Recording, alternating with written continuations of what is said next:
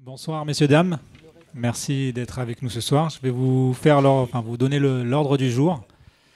Dans un premier temps, on fera la présentation du projet immobilier de la rue Léon Delhomme. Dans un second temps, on fera un point sur les travaux des rues Saint-Amand-Vouillé et de la place Falguière. Dans un troisième temps, on fera une présentation du référent police municipale. Ce sera une simple présentation.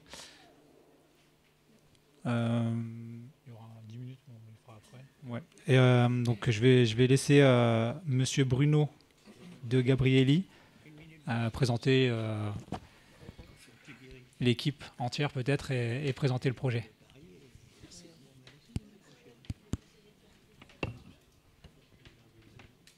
Oui. Oui, bonjour. Je suis Bruno de Gabrielli, je suis l'architecte du projet donc, de la rue de l'Homme, 8 bis rue de l'Homme. Je suis accompagné donc, par l'équipe, c'est l'ancien siège de l'école Le Cordon Bleu, qui en 2016 a déménagé sur le quai André Citroën. Et donc ce bâtiment là jusqu'à maintenant était en gestation et un projet a été déposé l'année dernière, un permis de construire, pour aménager un bâtiment qui sera une continuité, disons, de fonction avec l'école Le Cordon Bleu, école de cuisine. Et donc vous avez Dominique Benel qui est directeur des opérations Le Cordon Bleu, le chef d'établissement, chef Briffard, qui est donc le chef de l'établissement Cordon Bleu. Alors, on va parler de ce projet de la rue de l'Homme. C'est le 8 bis. C'est deux parcelles sur lesquelles étaient urbanisés au début du XXe siècle deux petits bâtiments. Dans les années 60, ces deux bâtiments ont été réunis et transformés en clinique. Puis, en 87, aménagés en école de cuisine. Donc évidemment, c'est des bâtiments qui, avec tous ces agrandissements, ces surélévations, sont assez hétérogènes, on va dire. Ils ont subi la construction d'un ensemble immobilier à l'arrière de la parcelle qui a un peu déstabilisé les sols, ce qui est en partie à l'origine du départ de l'école vers le quai André Citroën. L'inconvénient du bâtiment existant, des deux bâtiments existants, c'est que comme dès l'origine c'était deux bâtiments indépendants, les niveaux de plancher ne sont pas alignés, et donc ça crée des difficultés pour aménager ce bâtiment et le rendre accessible à tous les niveaux. Alors, le programme qui a été imaginé par l'école Le Cordon Bleu, c'est de créer un bâtiment d'hébergement mêlant chambres d'hôtel, 18 chambres et 5 appartements. Alors, voilà. Donc une résidence hôtelière pour étudiants, principalement les étudiants du Cordon Bleu, mais pas que, ça pourrait être d'autres intervenants extérieurs. 18 chambres, donc je vous l'ai dit, et 5 logements. À rez-de-chaussée, un café self-service pour les résidents, une cuisine en sous-sol d'incubation, c'est-à-dire que c'est un espace un peu de recherche culinaire pour les étudiants, développer des nouveaux concepts de cuisine pour les étudiants ou les professeurs de l'école Le Cordon Bleu. La toiture comporte une terrasse végétalisée, non accessible. Je le précise parce que c'est souvent la difficulté peut apporter des terrasses accessibles sur des toitures parisiennes. Ça, elle est végétalisée. Ça sera probablement avec des cultures potagères comme ça avait été fait sur le quai André Citroën. Qu'est-ce qu'on pourrait dire d'autre ? Les deux bâtiments, l'un est en rez-de-chaussée plus 4 étages. On garde cet alignement-là. Le bâtiment 8, lui, est R plus 2 et partiellement plus 3. Il sera réaligné à R plus 4. En aspect architectural, vous allez voir, on garde, c'est une parcelle qui fait 22 mètres de large, on garde le parcellaire ancien. Le parcellaire ancien, c'est-à-dire deux bâtiments de 11 mètres de large, avec des rythmes et des percements différents. Là, ici, vous avez les coupes avec les gabarits. Vous voyez qu'on est... les gabarits, c'est les traits verts que vous avez tout en haut. Et donc, on reste dans les gabarits du bâtiment existant, le plus haut, qui est donc R+4. On nettoie l'arrière de la parcelle de toutes les adjonctions qui avaient été faites pour dégager tout l'arrière de la parcelle. On a, oui, vous voyez là sur le plan de masse, vous avez sur la gauche le bâtiment existant aujourd'hui et sur la droite le projet. Donc vous voyez tout l'arrière, le fond de la parcelle, toutes les adjonctions, tout ce qui a été rajouté au fur et à mesure, tant au moment de la création de la clinique que de l'aménagement de l'école de cuisine, tout ça est nettoyé. De manière à avoir voilà, un bâtiment sur rue, simple de volumétrie. Voilà, façade sur rue. Donc vous voyez le bâtiment le plus bas qui est au premier plan, donc voilà, est compris. La dent creuse, entre guillemets, vous voyez, est comblée. Et on aura... Bon, ça c'est la façade sur l'arrière, donc vous voyez dégager toutes ces adjonctions... Et voilà, on est arrivé au bout. Voilà. Je suis prêt à vous répondre, aux différentes questions que vous pourriez vous poser. Peut-être expliquer le processus de concertation sur lequel on est arrivé.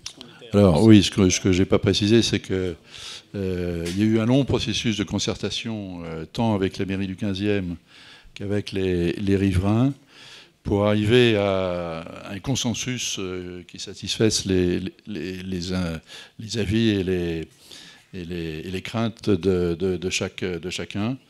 On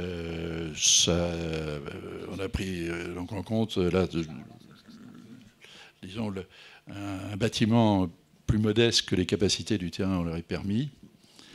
R+4, on aurait pu monter à R+6 voire R+7. Donc on est resté dans le gabarit existant. Le chantier, il n'est pas pour tout de suite, parce que maintenant que le permis est obtenu, il faut qu'on se lance dans les études. Ça va nous prendre quelques mois. On sait que dans le process de construction, on conserve 60% du bâtiment existant. Les 40% neufs seront la partie d'agrandissement, bien sûr. Le projet envisage d'utiliser le plus possible des procédés de préfabrication en extérieur, de manière à limiter les nuisances que pourront occasionner le chantier et accélérer sa réalisation. Voilà, je crois qu'on a fait un tour à peu près exhaustif du projet. Je vous laisse poser des questions. Juste un mot en complément, je me présente José Ibanez sur la partie légale du projet puisque j'ai suivi ce sujet depuis quelques années maintenant. Et en complément des explications apportées par monsieur de Gabrielli, architecte de ce beau projet, ce n'était pas un projet de cette nature au départ, hein, on le reconnaît, c'était un peu plus ambitieux. Et finalement, effectivement, il y a eu un long processus de concertation qui a pris plusieurs années, non seulement avec les autorités, mais également avec les voisins, avec toutes les personnes, les municipalités, la mairie du 15e évidemment, la mairie de Paris, etc. Et au final, il a fallu faire preuve de beaucoup de concessions, puisqu'effectivement le projet est passé d'un R+6 voire R+7 à un R+4, donc on est allé vraiment au minimum. Et l'idée était vraiment de se conformer non seulement, parce qu'à l'époque on était à cheval entre l'ancien PLU, la règle d'urbanisme, et le nouveau PLU parisien. Donc là, ce projet répond à la fois aux contraintes de l'ancien PLU, mais aussi aux contraintes du nouveau. Alors c'est vrai que c'est un long processus, mais l'idée du cordon bleu a toujours été d'essayer de ramasser toutes les contraintes, de dialoguer et de faire ça dans la plus grande transparence. Alors évidemment, tout le monde n'a peut-être pas eu toutes les informations, mais en tout cas, on a fait plusieurs réunions. On a pris soin de dialoguer avec les voisins, d'essayer de prendre en compte tout ce que nous pouvons prendre en compte. Mais vous savez que dans tout projet immobilier, c'est difficile de faire l'unanimité. Il y a toujours des contraintes et parfois des contradictions. Mais là, je laisserai la parole au chef Briffard pour vous expliquer un petit peu les activités ou l'activité. Là encore, on est on a réduit aussi la voilure pour aller sur quelque chose d'extrêmement modeste. Il n'y aura pas de nuisance, il n'y aura pas de flux comme on aurait pu le craindre au départ. Il n'y aura pas tout ça, vous allez voir. Et aussi un mot pour vous dire que ce n'est que le commencement de la deuxième phase, puisque la première phase qui a duré des années pour l'obtention du permis. Aujourd'hui, il y a effectivement une phase de concertation technique, de préparation du projet qui va prendre du temps. Et avant que le projet ne voie le jour, il y aura une autre phase légale qui s'appelle le référé préventif, c'est-à-dire un constat des lieux de tous les avoisinants susceptibles d'être concernés directement ou indirectement par les travaux, de sorte que tout se passe bien, que là encore le dialogue soit maintenu, qu'on puisse prendre en compte les contraintes des uns et des autres. Mais là encore, tout à l'heure, peut-être M. De Gabrielli vous dira un mot, tout va être fait pour atténuer, voire éviter, limiter toute nuisance, puisque le chantier se fera essentiellement de l'intérieur et nous aurons le soin de veiller à ce que tout se passe bien. Voilà. Donc à partir de là, il y aura, je crois, Madame de Clermont-Tonnerre avait désigné une personne pour suivre la relation entre le chantier et le voisinage. Donc il y aura là encore quelque chose de très transparent et de permanent dans le suivi du projet. Donc il n'y aura pas de prise à défaut. Je donne la parole au chef Briffard. Peut-être qu'il y a déjà des questions à ce stade vis-à-vis des informations de M. De Gabrielli. Oui. Si on peut donner un micro, s'il vous plaît. Merci. Merci beaucoup. Bonsoir. Merci pour ces indications. En fait, je suis une voisine et je ne m'exprime qu'en mon nom propre et non pas au nom du conseil syndical du bâtiment limitrophe. Je voudrais d'abord remarquer que la rue Léon Delhomme est une rue qui a beaucoup de charme, qui a des bâtiments, une jolie visibilité, un certain calme. Là, j'avoue que les doubles façades que vous nous montrez ne sont pas particulièrement exaltantes et ne s'inscrivent pas exactement dans le paysage de la rue Léon Delhomme. Et j'aimerais bien que vous nous expliquiez s'il y a des moyens d'améliorer la visibilité extérieure, que ce soit un petit peu attrayant. C'est une première question. Il y a une deuxième question qui est cette fois liée à vos voisins d'en face. On a l'ambassade de Guinée qui a un projet qui est en cours depuis 1 an et qui a permis de générer du béton au sol, mais pas grand-chose de plus. Et je me dis que si on a 2 constructions face à face de cet ordre, ça va quand même franchement défigurer le quartier. Je suis désolée, je vous le dis comme je le sens. Merci beaucoup. Voilà, oui. Alors, la première question concerne l'expression des façades. Ce que vous ne voyez pas sur les dessins, c'est que vous avez un parement qui est en briques de Vaugirard. Donc c'est pas complètement une façade, on va dire, pauvre. C'est un beau matériau. C'est une reprise de matériaux qui est, voilà, c'est le 15e. Les briques de Vaugirard, c'est quelque chose qui est local. Et la rue de l'Homme contient beaucoup de bâtiments qui sont aussi recouverts de briques de différentes teintes, plus ou moins soutenues. Là, on serait plutôt sur des teintes claires. Après ça, l'expression des 2 façades, elle est simple, mais vous avez dans la rue de l'Homme une très grande diversité d'architecture. Vous avez effectivement des petits bâtiments même industriels ou artisanaux à l'extrémité nord, on va dire. Mais par contre, plus on descend la rue, plus on a des bâtiments de type même haussmannien, pierre, sur l'angle de la rue en partie basse. Donc il y a beaucoup de choses. Là, ici, c'est une petite séquence qui vient compléter les architectures existantes en essayant, bon, je vous l'ai dit, donc de garder les traces de l'ancien parcellaire, des deux parcelles, celle du 8 et du 8 bis. Les parties rez-de-chaussée, la partie accès est très vitrée. Pour les parties hautes, on a un rythme. Alors, comme on garde le bâtiment, 60% du bâtiment, on garde les planchers existants. C'est pour ça que vous avez des rythmes de fenêtres et de hauteur de plancher qui sont... voilà, ça correspond à ce qui existe aujourd'hui. Y compris dans la partie neuve qui est sur la droite, sur lequel on réaligne les planchers. Peut-être l'isolation par l'extérieur également. On est en... Alors, comme le nouveau PLU nous impose de conserver au maximum l'existant, de ne pas démolir, tout raser et reconstruire, on est forcément dans une expression d'isolation par l'extérieur, ce qui réduit les possibilités de prouesse architecturale, entre guillemets. Bon. Maintenant, concernant la coexistence éventuelle de deux chantiers, l'un en face de l'autre, je vous avoue que c'est une de nos contraintes. C'est vrai qu'on aimerait avoir un peu plus de visibilité sur l'échéance du chantier en face. Aujourd'hui, on n'a pas d'informations, mais il est évident que deux installations de chantier poseront problème, et ça, on y sera très, très vigilant, essayer pour organiser les choses d'une manière harmonieuse. L'idéal serait qu'on vienne après le chantier de l'ambassade.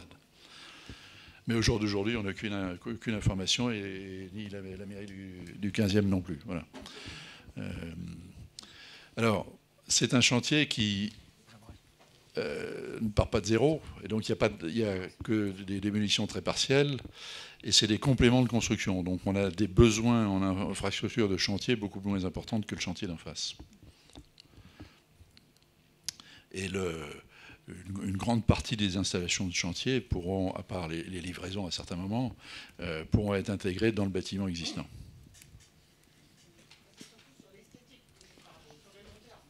Alors, oui, le chantier est forcément une contrainte dans le quartier. Voilà.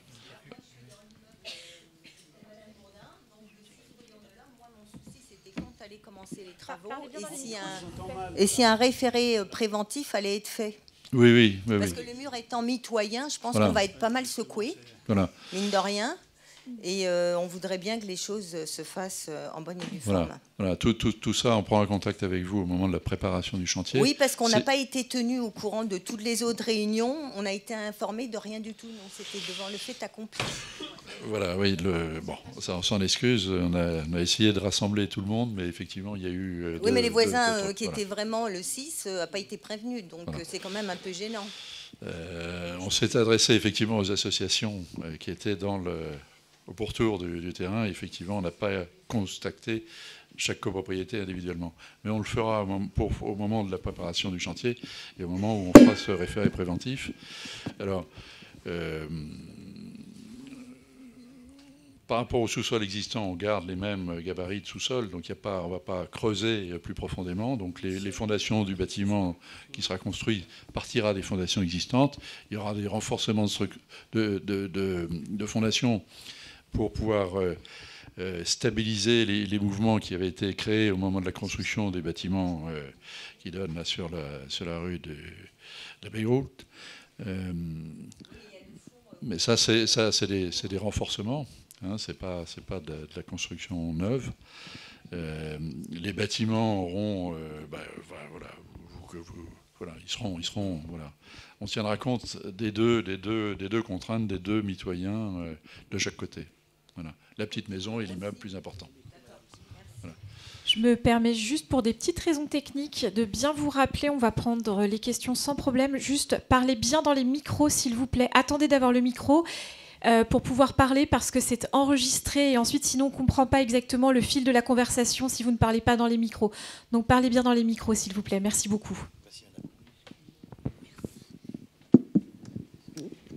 Bonsoir, j'habite aussi rue Léon Delhomme. Donc moi, ce que je vois, ça ne me choque pas.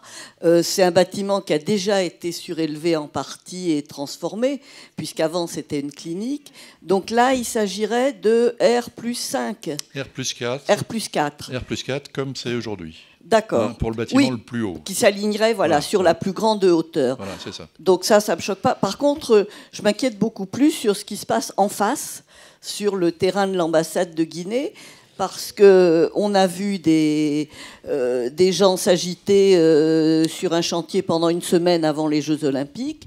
Depuis, il ne s'est plus rien passé. Ils ont simplement transporté la petite cabane de chantier sur le terrain. Et j'ai vu qu'il y avait 2 permis de construire avec des références différentes. Un au nom de l'ambassade, un au nom d'une société proxy. Donc j'aimerais comprendre. Voilà, merci. Ouais, voilà, bon.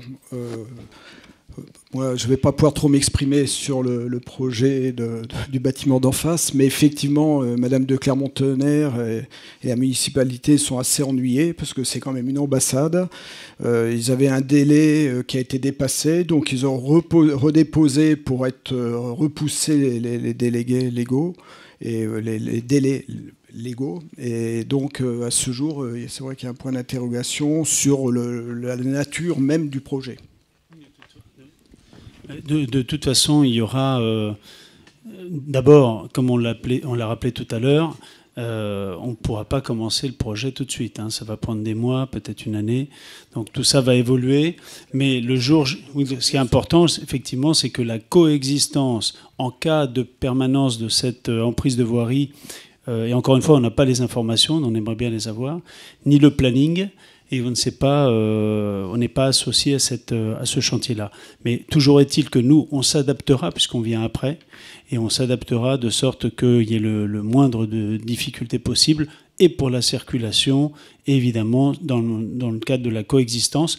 Et d'ailleurs, c'est la dame qui a posé la question tout à l'heure, il y aura de toute façon un référé préventif, et dans le cadre du référé préventif, l'expert judiciaire qui sera désigné par le tribunal va se préoccuper de cette question de la coexistence également des chantiers, dans le cas où une difficulté apparaîtrait, ce qui n'est pas forcément garanti aujourd'hui, puisque de toute façon, M.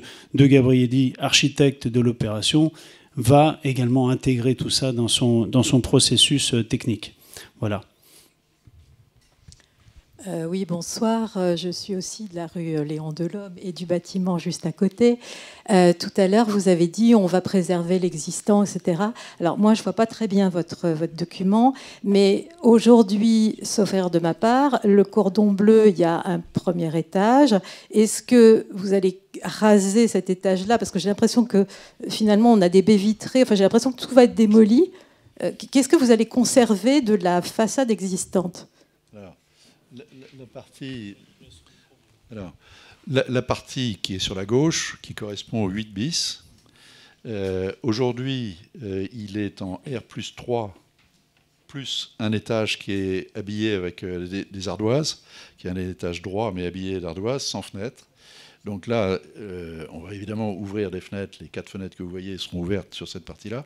On va démolir toute la partie qui est à partir du plancher du 4e étage pour le reconstruire et créer cette terrasse qui couvrira le bâtiment.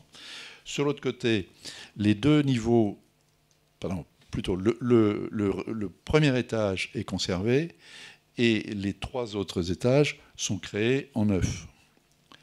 D'accord, donc ça veut dire que, sauf erreur de ma part, en ce moment c'est en pierre, ça va rester non, c'est pas en pierre. Aujourd'hui c'est en ciment. D'accord. C'est des modélisatures en ciment qui ont été faites à la fin des années 80, au moment de l'aménagement de l'école Le Cordon Bleu. C'est un décor qui est plaqué sur les anciennes constructions. D'accord. Donc là, ce sera en briques ou comment ça va être Donc on va retirer ce qui ne sera pas solidaire, ce qui n'est pas solidaire des parties de maçonnerie plus anciennes. On va conforter et ensuite on va faire une isolation par l'extérieur qui sera ensuite habillée avec des briquettes de teint clair, des briquettes couleur briquettes de Vaugirard, qui va habiller toute cette partie de façade. La partie qui est sur la droite, elle, aura un enduit plus homogène et plus clair, un peu à l'image du bâtiment qui est en face, le bâtiment des années 30 qui est en face. Voilà, pour garder quelque chose d'un peu lumineux dans cette rue, voilà, et d'avoir des séquences un peu variées. Alors c'est vrai que là, sur la projection, on ne perçoit pas tous les détails des façades, mais ça sera un beau bâtiment. Ok, merci.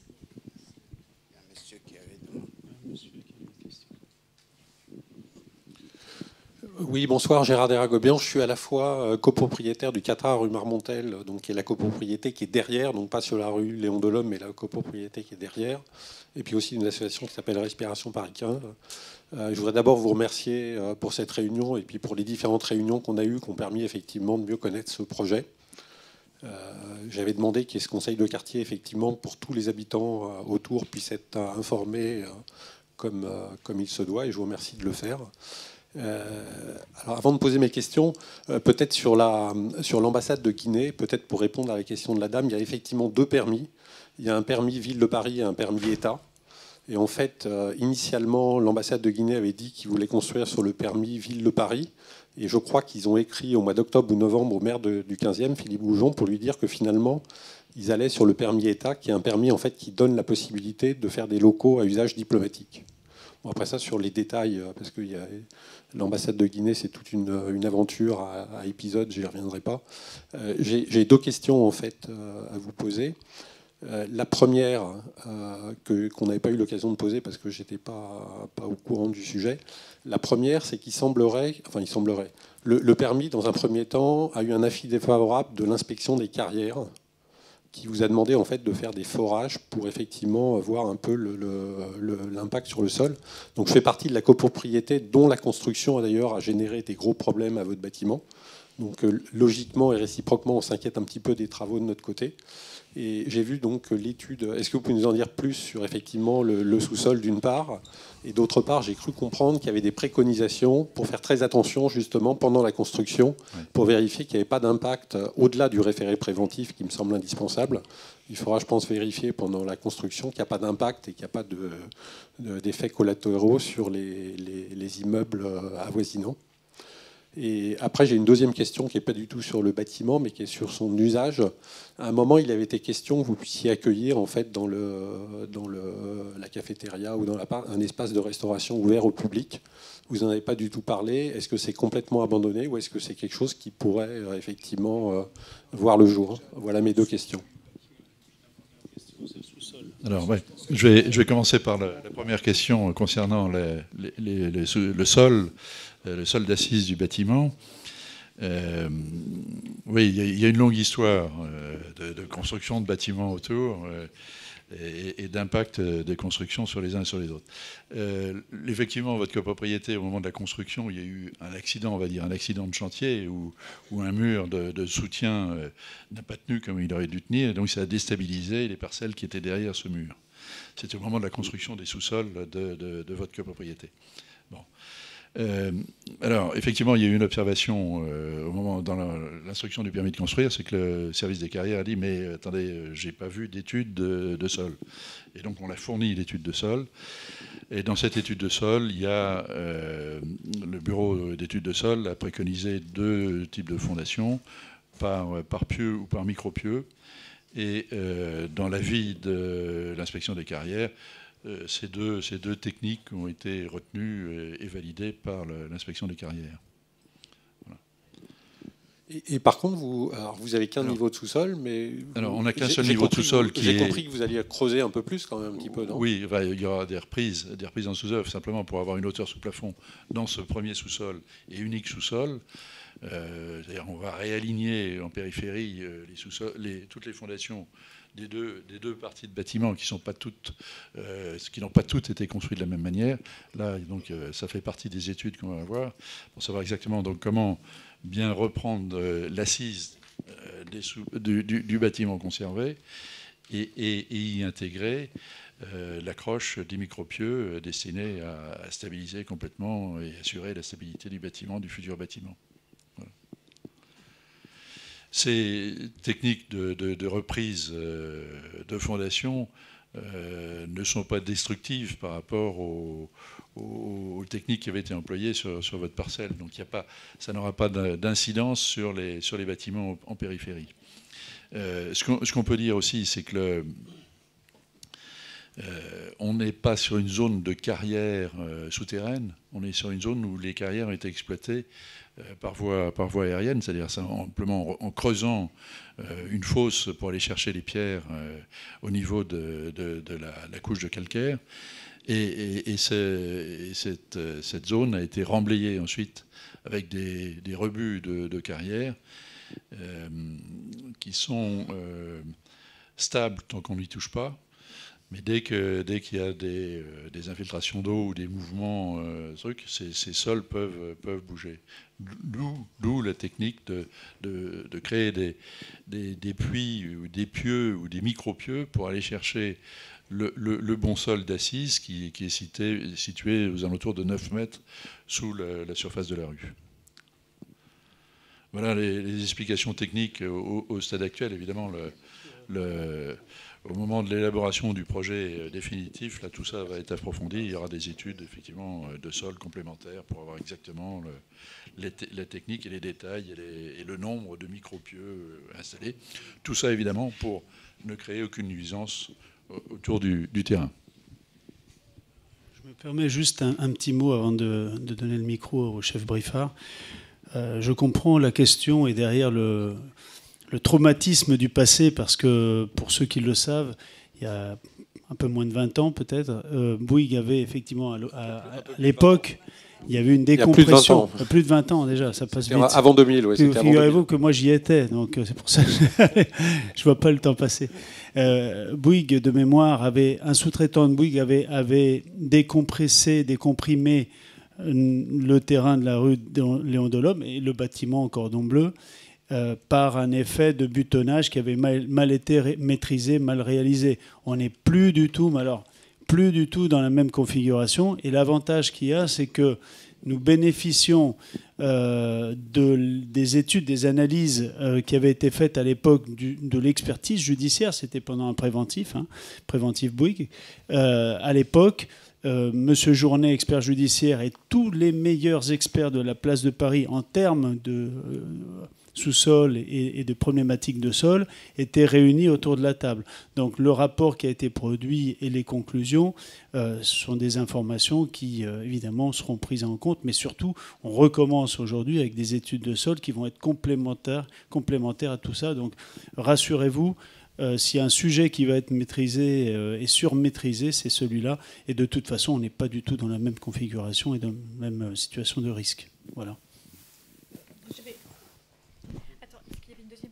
Oui, c'était juste pour rester sur le plan technique, si vous me le permettez, monsieur. Je voulais juste savoir, en fait, vous avez parlé de l'isolation sur les façades. Est-ce que, puisque vous allez creuser un peu le sous-sol, et bon, j'ai cru comprendre que c'était compliqué, mais sur le plan énergétique, qu'est-ce que vous envisagez? Un puits canadien ou rien de tout ça? Non, alors ça sera plus... c'est plus simple. On reste sur le niveau de sous-sol, le seul sous-sol existant actuellement. Donc on ne crée pas et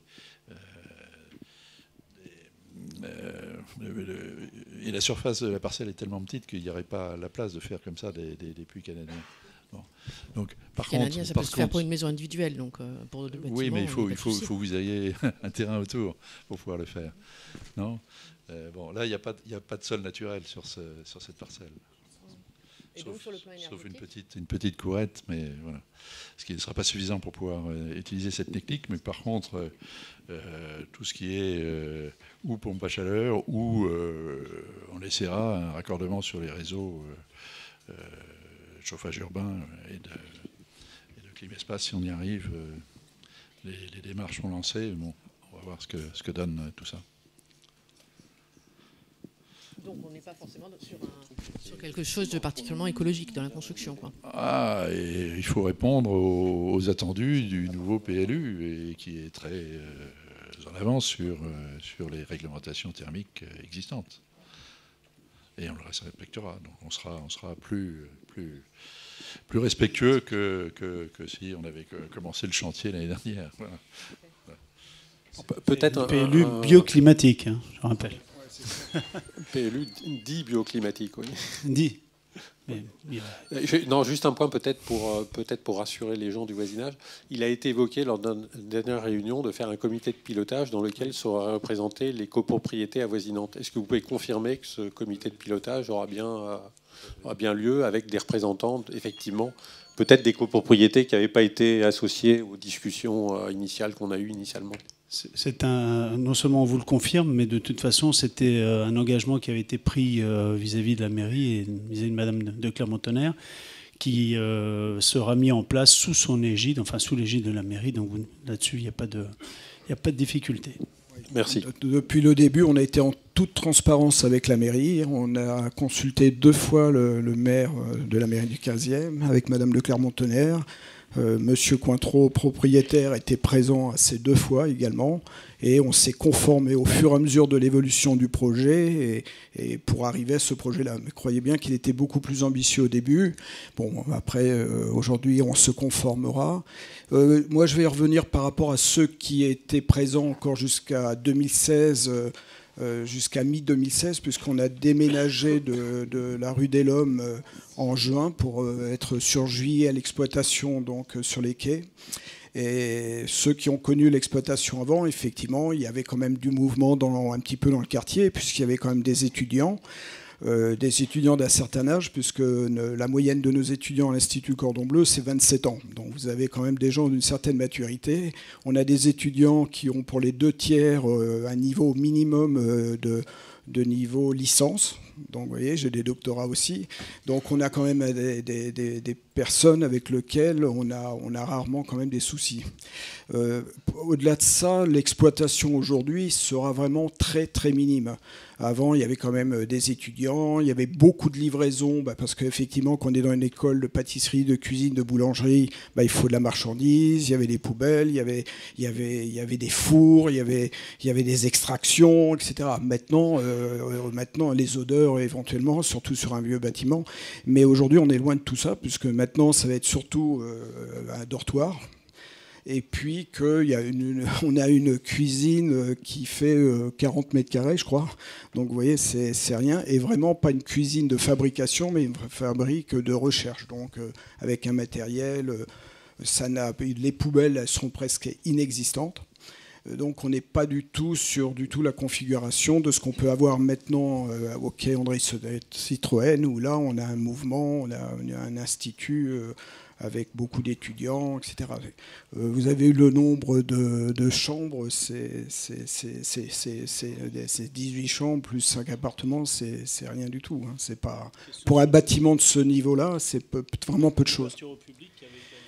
Oui, là, il y a encore, voilà, effectivement, on pensait, nous, il y aura un petit espace food, un petit espace food qui est prévu pour les étudiants, aussi bien pour les petits déjeuners, aussi bien un open space, un espace libre pour que les étudiants puissent travailler tranquillement, etc. À un moment, on s'était dit, tiens, on va peut-être l'ouvrir un peu au public, comme on le fait à rue du Quai en Citroën, d'ailleurs, qui est un grand succès, parce qu'aujourd'hui, on me demande d'en faire toujours plus.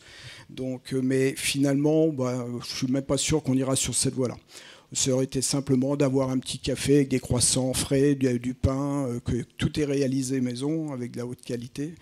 Et puis, mais pour l'instant, comme on a beaucoup réduit ce projet, finalement, je ne suis pas sûr qu'on y fera quelque chose d'ouvert au public. Mais je peux savoir que ceux qui sont voisins aujourd'hui de nos tours sur le quai en Citroën sont bien contents qu'on soit là, et le voisinage également. Mais chose qu'il n'y avait pas dans l'ancienne école où on n'offrait pas cette possibilité-là. Donc, à part, effectivement, on pourra d'ailleurs définir si les voisinages... Et d'ailleurs, vous verrez le projet de cet espace. C'est vraiment... Il n'y aura aucune fabrication sur place parce que nous fabriquons tout sur le quai André Citroën et ça sera par véhicule électrique que ça viendra, le produit qu'on seront apportés pour les étudiants. Voilà. Merci beaucoup. On va prendre une dernière question. Oui, s'il vous plaît. Merci. J'habite au 5 rue Léon Delhomme, donc en face de la future construction. Le bâtiment nouveau, qui vous dites un R+4, correspond à un R+5 de son voisin. Ça veut dire quasiment presque au R+6 du voisinage. Donc c'est plat, je ne vois pas de toiture, donc ça doit être une terrasse. C'est une toiture-terrasse, absolument. Bon. Cette terrasse va-t-elle, au niveau visibilité et vision, puisque moi je suis en face, hein, être cachée par des arbres, par des bâtiments variables, mais qui peuvent être installés, ou ça restera comme vous le montrez? Vous voyez, on aperçoit une petite végétation qui fera arbustive. On ne pourra pas avoir une masse de terre très importante qui permettrait de penser les arbres de haute tige. Donc c'est une végétation de moyen développement, l'ordre d'1 mètre, peut-être potagère, c'est-à-dire peut-être des plantes potagères comme il est fait sur le quai André Citroën. Mais c'est un espace, c'est pas un espace accessible au public, c'est un espace technique avec végétalisé. D'accord, voilà. Merci beaucoup. Merci beaucoup pour les questions, merci pour les réponses, pour l'éclaircissement. Je vous propose de passer au sujet suivant et de faire un point sur les travaux des rues Saint-Amand, Vouillé et Place Falguière. Je donne la parole à Justine Lannon.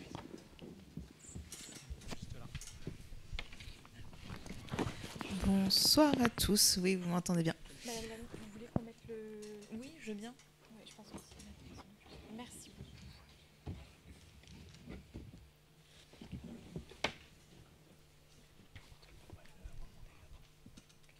Je peux commencer le temps que la présentation s'affiche. Donc, je vais d'abord commencer par me présenter. Justine Lannon, je suis à la direction de la voirie et des déplacements de la ville de Paris, plus précisément à la mission vélo. En charge, notamment en cours, des travaux qui s'opèrent sur la rue Saint-Amand et Vouillé depuis un mois à peu près. Parfait, voilà. On voit tout ça s'afficher. Donc le projet de la rue Saint-Amand-Vouillé, initialement, ça allait jusqu'à la rue Baruel. Pour le moment, on se limite donc à traiter dans un premier temps la rue Saint-Amand et Vouillé, par la création de bandes cyclables de part et d'autre de la rue, le traitement de certaines traversées piétonnes, comme on peut le voir sur l'image perspective qui est affichée en bas à gauche, et puis le repositionnement de stationnement vélo le long de ces aménagements. Concernant le déroulé des travaux, donc comme je l'ai évoqué, ça a commencé il y a à peu près un mois, donc le 14 avril dernier. C'est découpé en 2 temps. Le premier temps est clos.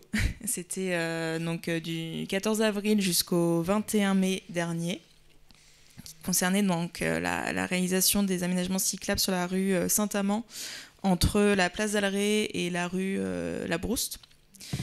Et la seconde phase des travaux a été engagée cette semaine, du coup, ou fin de semaine dernière plutôt, pour une durée pareille de 1 mois, qui se terminera le 18 juin prochain, et qui concerne cette fois le traitement de la rue Saint-Amand, compris entre la rue La Brouste et la place Monclar, et la portion de la rue Vouillé, compris entre la place Monclar et la limite d'arrondissement avec le 14e. Qu'est-ce qui est prévu pendant cette phase de travaux en termes de projet d'aménagement? On prolonge sur la rue Saint-Amand la réalisation de 2 bandes cyclables de part et d'autre de la rue. On maintient le sens unique déjà existant sur cette portion-là de la rue de Saint-Amand. Et on préfigure une place sur le traitement d'une place urbaine sur la place du Général Monclar, notamment en traitant aujourd'hui la voie de tourne à gauche spécifique réservée aux voitures, en la fermant pour la réallouer à des espaces piétons.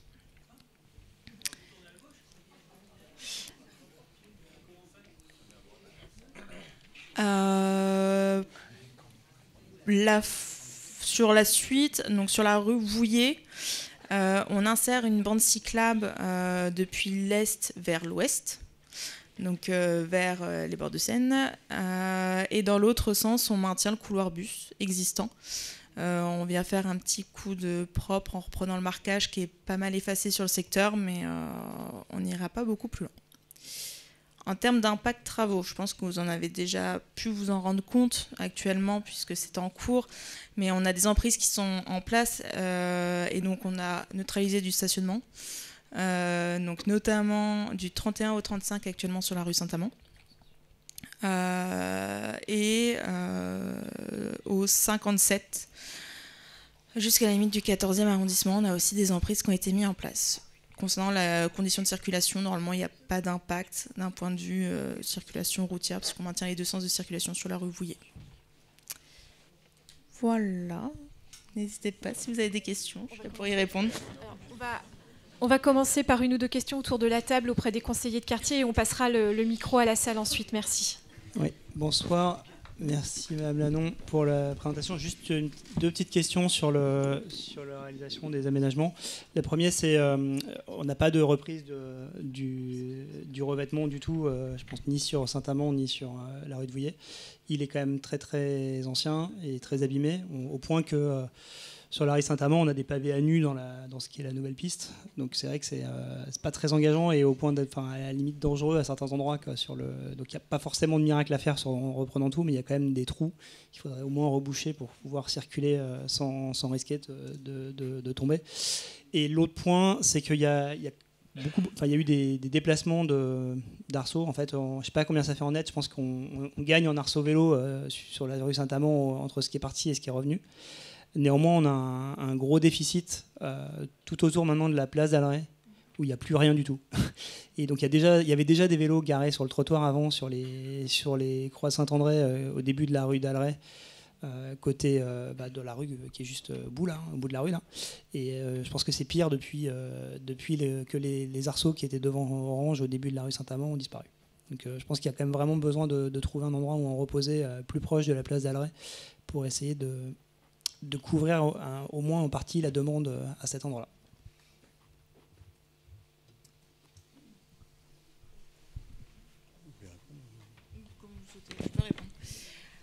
Donc concernant effectivement la reprise du tapis, je partage complètement votre diagnostic. Effectivement, ça n'a pas été la commande du moins pour cet instant T de reprendre le tapis au regard du temps que ça aurait nécessité et des impacts travaux en termes de budgétaire et impact riverain également en termes de bruit et tout, on n'est plus tout sur les mêmes dimensions. Il est vrai qu'on a dû un peu adapter nos plans en découvrant l'état de la chaussée par endroit. Mais c'est un diagnostic qu'on partage et effectivement pour l'instant on peut malheureusement pas y répondre. Concernant le sujet des arceaux, alors effectivement je vous confirme qu'on est bien sur un bilan positif. Par contre je prends bien note du déficit ressenti au niveau de la place d'Alleray. C'est quelque chose qu'on peut tout à fait essayer de corriger en cours de chantier, donc voilà, je reprends bien note. Bonsoir madame, Charles Frassin, conseiller de quartier. J'habite au 9 rue Saint-Amand, donc je me trouve exactement là où ont été réalisés les travaux. J'ai deux questions pour vous. Sur les pistes cyclables, je m'interroge sur l'absence de petits bords en béton qui sont en fait les pistes cyclables qu'on peut voir partout maintenant dans Paris. Les espèces de plots en plastique, de mémoire, c'était des plots temporaires qu'on a vus d'abord jaunes, puis noirs, puis remplacés en béton. Donc ma première question, c'est est-ce qu'il va y avoir à nouveau des travaux pour remplacer ces plots en plastique, pour les mettre en béton ? Et si oui, pourquoi on n'a-t-on pas tout fait d'un coup ? Et la deuxième question, c'est quel est le coût de ces travaux ? Notamment, on peut s'interroger sur la rue dans laquelle j'habite, puisqu'on avait presque 4 voies de circulation, on n'en a plus que 2 pour mettre des pistes cyclables assez très, très peu larges, alors qu'auparavant, les cyclistes avaient 4 voies pour circuler. Voilà. Alors concernant le choix de basculer sur de l'aménagement plus léger, aménagement tactique, alors effectivement ça revient un peu aux éléments que j'évoquais avant. On commence à arriver sur une période où on est contraint d'un point de vue calendrier, mais également d'un point de vue budgétaire, et on va pas se mentir, du coup on a choisi d'aller vers un aménagement plus tactique qui a pour vocation idéalement de pouvoir basculer vers un aménagement qui serait pérennisé dans un second temps. Donc on préfigure au final l'aménagement et on va dire la configuration que pourrait prendre définitivement la rue Saint-Amand avec un aménagement plus lourd, comme vous dites, avec des séparateurs qui existent ailleurs sur d'autres pistes sur Paris. Concernant le pourquoi des pistes cyclables, alors qu'avant les cyclistes c'était très bien parce qu'ils pouvaient rouler sur les 4 voies.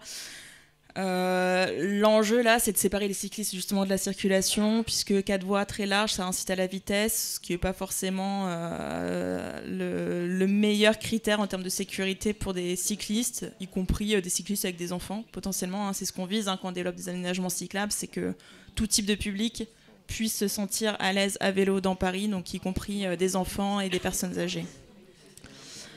Je pense avoir répondu à vos questions. Je vous laisse vous rapprocher parce que je suis pas sûre de pouvoir le diffuser.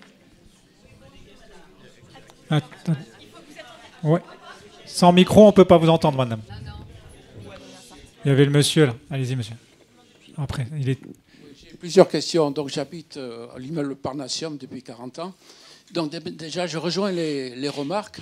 L'état des sols, il est déplorable. Hein. En particulier, rue de Vouillé. Alors, je ne sais pas si la limite du 14e, elle inclut le passage sous le pont. Est-ce que vous rejoignez la piste cyclable qui est le long de la voie ferrée rue Vercingétorix? On s'arrête. Le pont, vous le traitez sous le pont? On traite sous le pont, juste après l'arrêt bus qui se trouve sous le pont. Donc on ne vient pas re-questionner l'arrêt bus tel qu'il est aujourd'hui. Mais l'arrêt bus, il est... Oui, d'accord. Mais sous le pont, c'est traité? Sous le pont, oui. Et ça rejoint l'autre piste cyclable qui est le long rue Vercingétorix? En partie. D'un côté, ça sera le couloir bus tel qu'il existe aujourd'hui. Oui. Et de l'autre côté, on fait une bande cyclable, effectivement. Elle rejoint la piste cyclable? Oui, tout à fait. Bon, ensuite, j'ai compris que ça s'arrêtait rue d'Alleray. Donc ça débouche sur le cul-de-sac parce que c'est...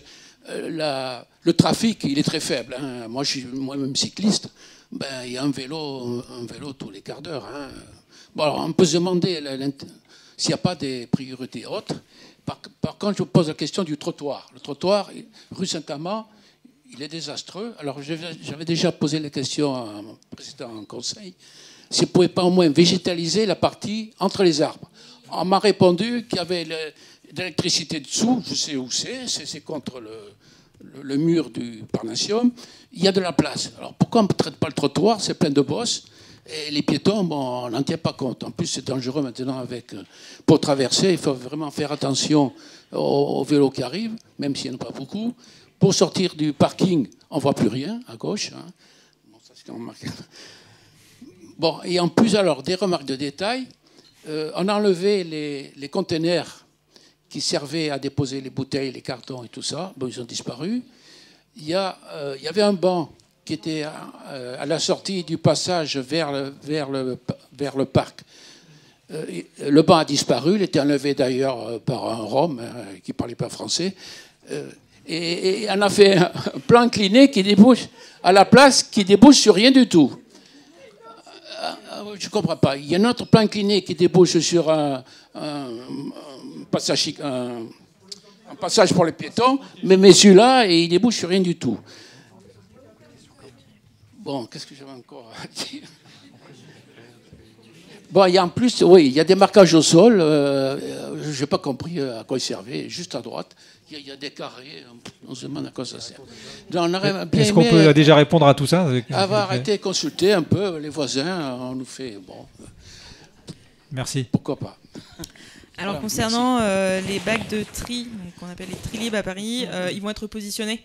C'est vraiment le temps des travaux. On avait dû les déplacer, mais ils vont être positionnés effectivement sur la rue Saint-Amand. Alors, pas du même côté de la rue, mais ils seront un peu ou prou au même endroit.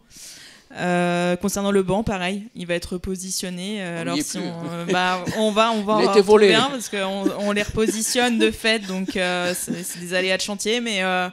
Voilà, tout ce qui est mobilier, on dépose, on retire et on remet sur place autant que possible. Ça va être le cas là. Sinon, il y avait d'autres questions, mais beaucoup de constats. Donc, non, alors ensuite, ça s'arrête rue d'Alleray. Donc, est-ce que vous comptez continuer en descendant vers la piste cyclable qui est la rue Parce qu'une piste cyclable qui débouche sur rien du tout, ça ne sert à rien. Hein.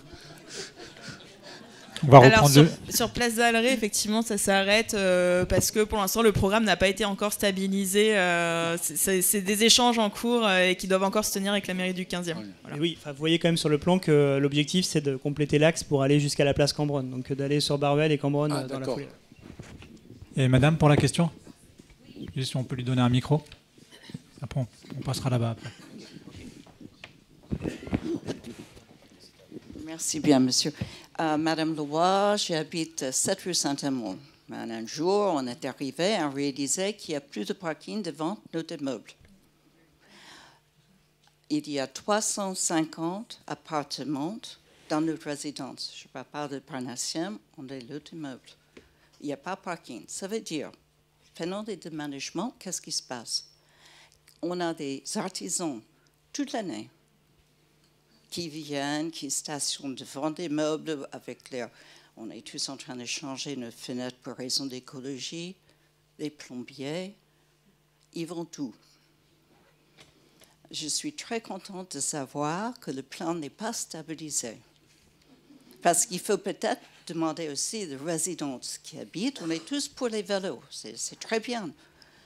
Mais il faut intégrer qu'il y a des familles qui ont besoin quelquefois des ambulances, des vieux qui vont venir pour les emmener pour le rendez-vous médical.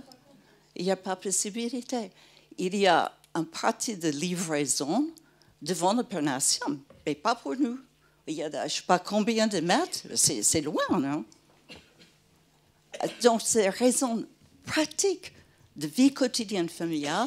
Je crois que vous avez été un petit peu emballé par les vélos, mais de ne pas réaliser qu'il y a des résidents. J'espère bien que quelque chose va être fait d'adresser tous ces problèmes, parce que je vous assure, on est furieux.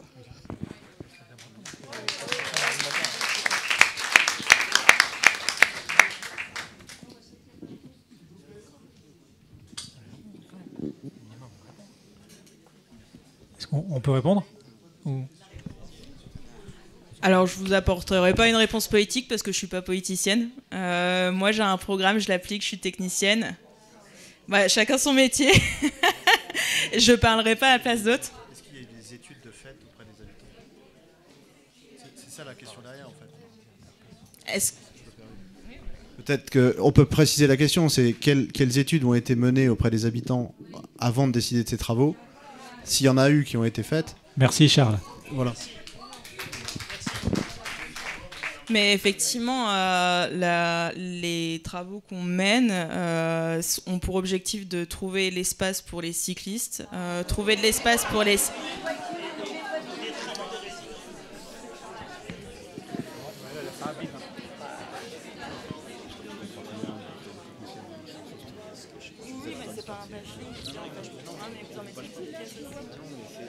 Ouais. Allez-y, monsieur.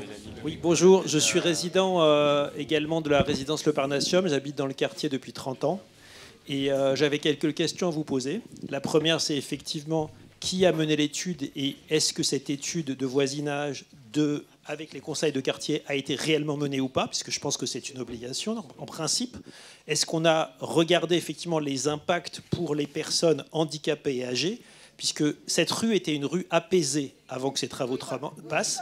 Moi-même, j'utilise le vélo, la voiture et je suis piéton. Donc je suis dans les trois situations. Il n'y a jamais eu un seul problème pour les vélos pour passer dans cette rue et je sais de quoi je parle. Je ne comprends pas pourquoi on a mené des travaux coûteux qui ont eu lieu la nuit sur des horaires qui ne correspondent pas aux dates que vous avez annoncées, qui n'ont pas été autorisés, qui ont eu lieu le 22 et le 23 avril, contrairement à ce qui avait été annoncé par la mairie de Paris. Et il y a 4 jours, la nuit de jeudi dernier, alors que ceci était interdit, n'était pas annoncé, donc des travaux de nuit, et sur une rue qui était apaisée et sur lesquelles aujourd'hui les personnes handicapées, les personnes âgées ne peuvent plus circuler, et ou sur lesquelles il y a une vraie mise en danger de la vie d'autrui, puisque aujourd'hui, si je me gare, si je suis handicapé, à gauche, j'ai les voitures, à droite, j'ai la file de vélo. Donc si je suis handicapé, je suis dans l'incapacité technique de rejoindre le trottoir en toute sécurité. Et ça, c'est valable non pas pour une personne, mais pour des dizaines de personnes, puisque dans nos résidences, on a des personnes handicapées, on a des personnes âgées, on a des personnes en fauteuil roulant. Donc je voudrais bien savoir comment une personne en fauteuil roulant peut sortir de sa place au milieu de la route tel que ça a été designé et revenir ensuite sur le trottoir en toute sécurité. Donc ces questions de sécurité doivent passer avant la notion de tout pour le vélo. pour permettre de préserver la vie et la sécurité de nos concitoyens.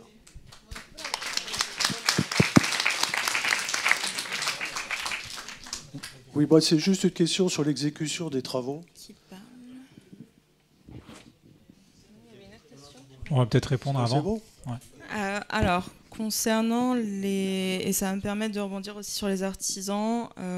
Donc dans le projet, on restitue systématiquement, voire même on en ajoute des places réservées aux personnes à mobilité réduite. Elles sont mises aux normes parce que beaucoup sur Paris ne le sont pas en termes de dimension, de largeur de place et de longueur. Et on traite aussi ces places-là en assurant des abaissés de trottoir, de sorte qu'une personne avec un fauteuil roulant puisse rejoindre le trottoir et ne pas avoir une bordure de 20 cm.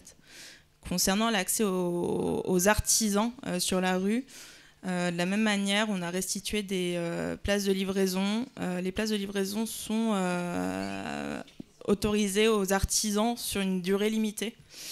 Donc on restitue en fait ces places-là, que ce soit livraison ou place handicapée, dans nos projets.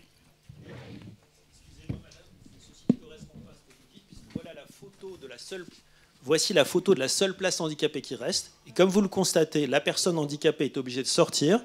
Et soit elle va sur la route, soit elle va sur la file de vélo. Donc cette personne est dans l'incapacité technique de pouvoir sortir en toute sécurité. Si je suis handicapé, que j'ai un fauteuil roulant, et je sais de quoi je parle, parce que moi je déplace des personnes en fauteuil roulant, malheureusement, eh bien en fait cette personne-là est dans l'incapacité technique d'accéder par un quelconque moyen au trottoir en toute sécurité. Et ça, c'est la seule place handicapée qui reste désormais dans notre rue, alors qu'auparavant, on avait des dizaines de places qui étaient au bord de la rue, et ces places permettaient aux handicapés d'aller en toute sérénité sur le trottoir. Donc ça ne correspond pas. Donc la théorie, c'est bien, mais dans la pratique, la seule place handicapée, reste celle-là. Excusez-moi, je souhaite compléter. Anne-Marie Durand, je réside depuis peu au 9 rue Saint-Amand. Je suis particulièrement choquée parce que j'ai accompagné pendant 1 an une parente souffrante et je vois les difficultés qu'il y aurait aujourd'hui dans ce même accompagnement. Ce qui veut dire qu'il y a en effet mise en danger de la vie d'autrui. Les seniors, on n'en tient pas compte. Les malades, on n'en tient pas compte. L'unique place qui concerne, qui se trouve devant le Parnassium, peut-être, mais elle est souvent prise. Et par ailleurs, quand il s'agit d'une urgence, d'un accompagnement, c'est très loin du 7, très loin du 9. Et ça n'est absolument pas possible de transporter des personnes âgées qui vont renverser des piétons ou qui seront renversés par des cyclistes. Enfin, bon, je trouve tout ceci particulièrement choquant.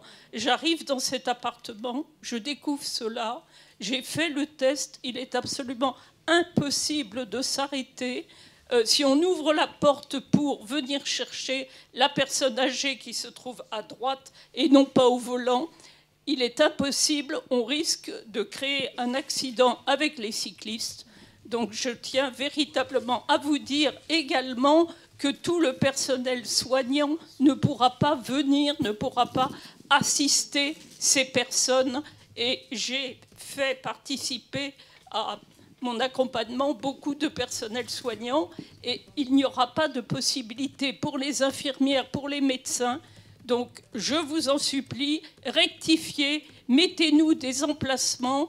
Il est urgent que nous puissions nous poser parce que même si nous arrivons à déplacer la personne en fauteuil roulant, on ne pourra pas se garer. Donc il faudra faire le tour ou aller se garer au 2e ou 3e sous-sol. C'est complètement absurde de voir qu'il se passe ceci en 2025 dans la ville de Paris.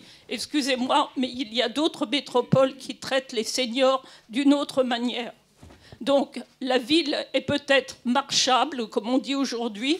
Peut-être a-t-on traité les vélos, mais on ne traite pas la mobilité des seniors, des malades et des personnes âgées. Merci de m'avoir écouté.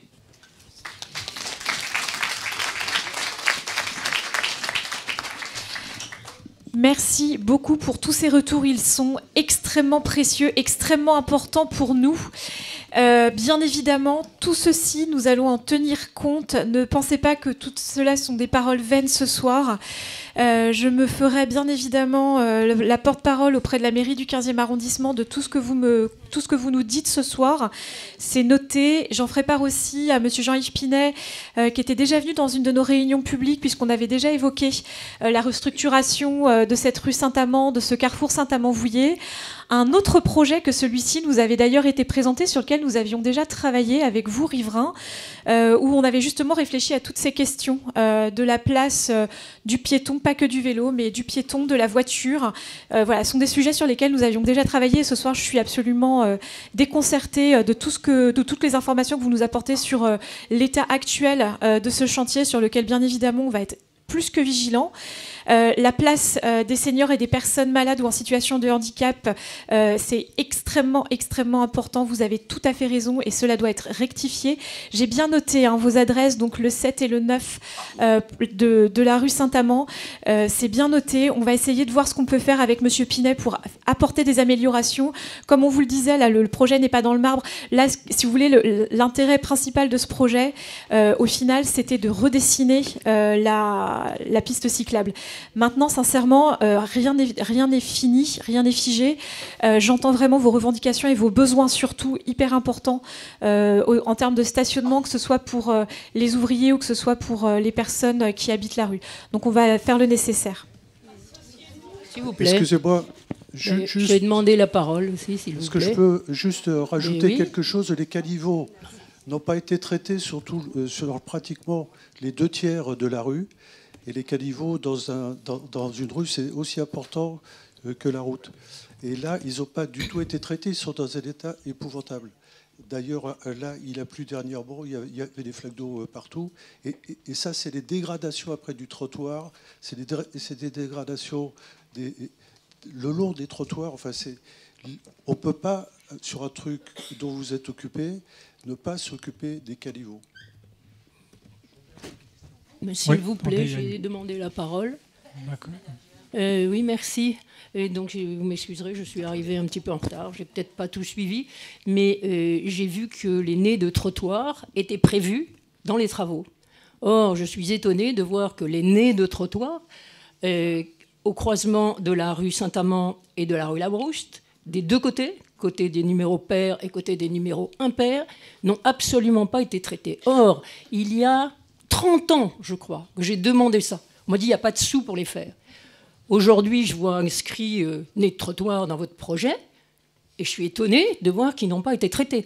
Or, il y a des personnes handicapées. D'ailleurs, j'ai rebondi sur ce sujet il n'y a pas longtemps, lorsque j'ai vu les travaux d'éclairage. J'ai envoyé un mail à Madame Charpentier, je crois, sur les nez de trottoir de la rue Saint-Amand et de la rue Labrouche, parce que j'ai vu des personnes handicapées qui, lorsqu'il y avait les travaux pour l'éclairage, étaient obligées de circuler carrément au milieu de la rue et ne pouvaient remonter sur le trottoir que par le garage, par l'ancienne ANPE, sinon ils ne peuvent pas remonter sur le trottoir.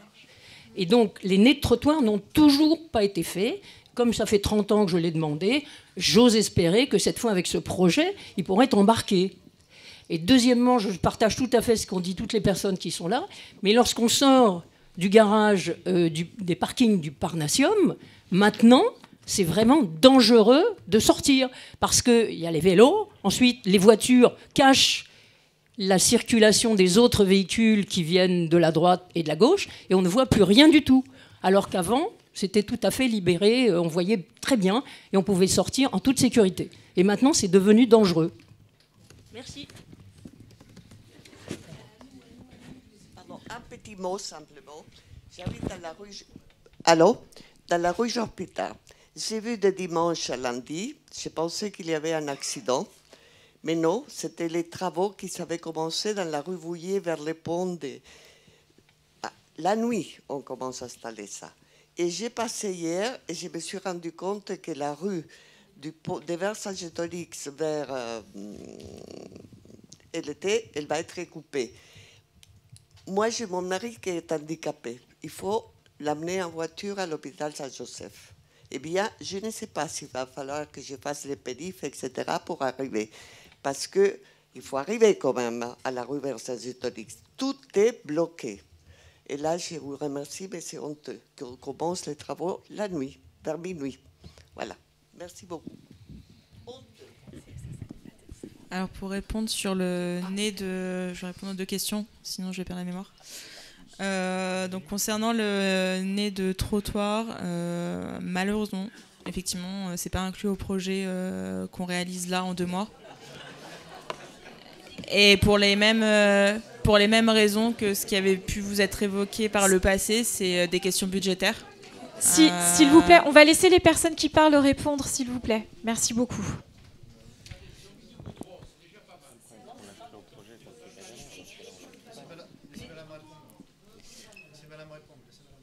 Concernant le deuxième point, donc effectivement, il y a peut-être une confusion quand on dit il n'y a pas de travaux de nuit.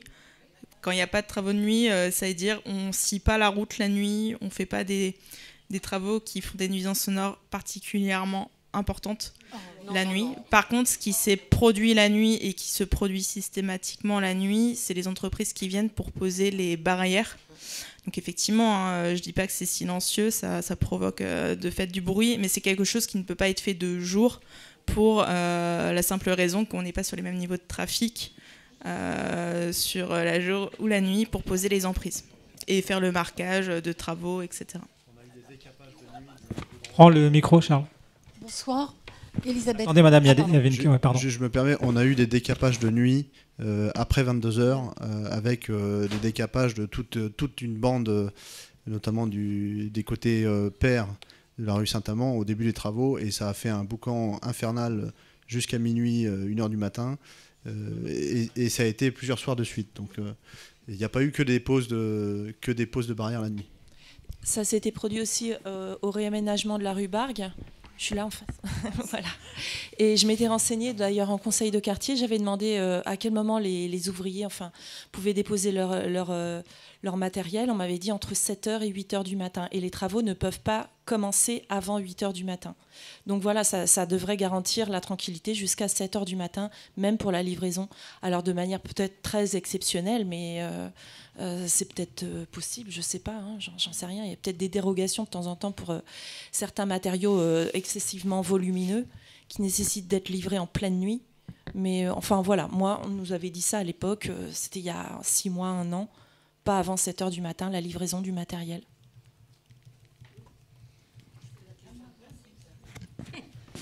Allez-y, madame. Bonsoir, Elisabeth Kretz, j'habite le 33 bis rue Saint-Amand, donc la portion rue Labrousse, place Montclar.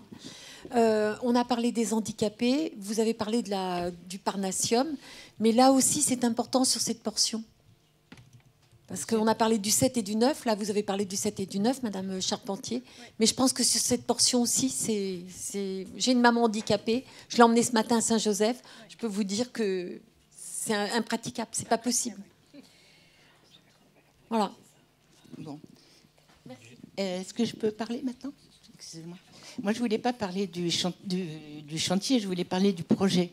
Le projet, je partage le calcul du monsieur qui a parlé tout à l'heure.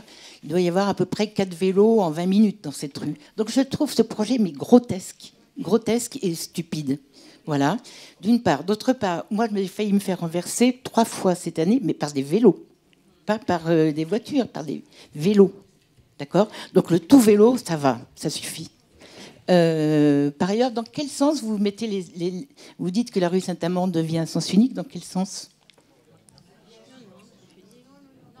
La rue Saint-Amand. Je vais préciser parce que oui, il y a une confusion. La rue Saint-Amand reste bien un double sens entre Aleret et le croisement avec la Brousse. Parce que moi, j'habite rue Castagnari. Pour revenir chez moi, pour faire le tour, je mets à peu près 1/4 20 minutes pour revenir devant la rue Castagnari. Non, mais effectivement, la rue Saint-Amand reste en double sens entre la Brousse. En fait, on ne change pas le plan de circulation. C'est dommage que vous ne le changiez pas, parce que je mets 20 minutes. Je mets 20 minutes pour revenir au début de ma rue. Voilà. Mais bon, c'est annexe, c'est pas dans le problème. C'est pas le problème. Bonsoir, Elena Kocheleva, j'habite au Parnassium. Juste pour reprendre deux questions qui ont été posées, auxquelles vous n'avez pas pu répondre. Premièrement, c'est le budget, combien ça coûte. Et deuxièmement, est-ce qu'on a été consulté? Est-ce que des gens ont été consultés? Est-ce que plusieurs projets ont été proposés? Parce qu'au vu des remarques qui sont faites, c'est assez absurde, encore une fois, comme projet qui pose problème de sécurité pour les gens. Et je rejoins, bien que je suis cycliste, du fait que la rue était très très large et c'était vraiment pas la priorité de nous transformer la rue, qui était très très bien et qui met aujourd'hui en plus en danger du fait que le revêtement, vous pouvez pas le refaire. Donc voilà, merci. Alors concernant le budget, je ne vais pas vous répondre parce que je ne sais pas si j'ai l'autorisation de répondre ou pas à cette question-là. Mais par contre,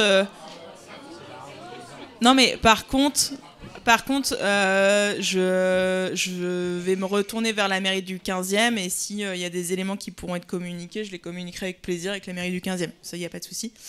Mais non, voilà, j'ai la mémoire qui tombe à plat. Merci. Effectivement, donc non, les projets, là en l'occurrence de Saint-Amand et Vouillers, n'ont pas fait l'objet d'une consultation auprès de la population directement. Comme c'est le cas sur la plupart des projets de pistes cyclables sur Paris. Alors après, c'est selon le désirata effectivement de chaque mairie. Là en l'occurrence, sur Baruel, Saint-Amand-Vouillers, ça n'a pas été le cas.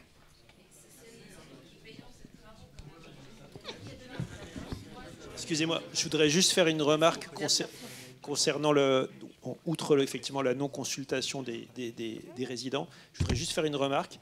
Pourquoi le projet a-t-il conçu ainsi, alors qu'il aurait simplement suffi de mettre les pistes cyclables au milieu, comme c'est le cas à Montparnasse, et de laisser les côtés effectivement pour les personnes handicapées et pour les voitures, ce qui aurait simplifié énormément le tracé et aurait évité tous ces problèmes. Aujourd'hui, nous n'avons plus la possibilité pour les personnes âgées et les personnes handicapées et les ambulances de stationner en bordure de trottoir, ce qui pose un vrai problème. Et donc, on ne sait pas comment on va pouvoir continuer à vivre. Donc, la question, c'est est-ce que cette rue est destinée à n'abriter que des personnes jeunes et bien portantes et non plus des personnes âgées ?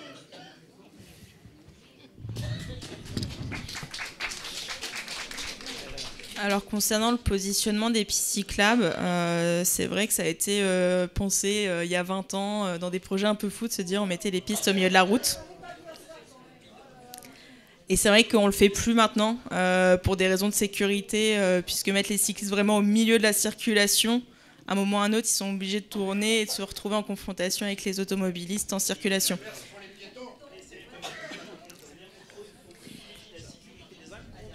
Privilégier la sécurité des uns contre l'insécurité des autres. Il faudrait avoir une rue apaisée, comme l'annonce la mairie de Paris, à savoir que et les cyclistes, et les piétons, et les personnes handicapées puissent circuler, et pas qu'il y ait juste une seule catégorie de personnes qui puissent circuler. Et c'est ça ce qu'on demande, c'est que tout le monde puisse vivre en parfait apaisement et communauté, ce qui n'est plus le cas.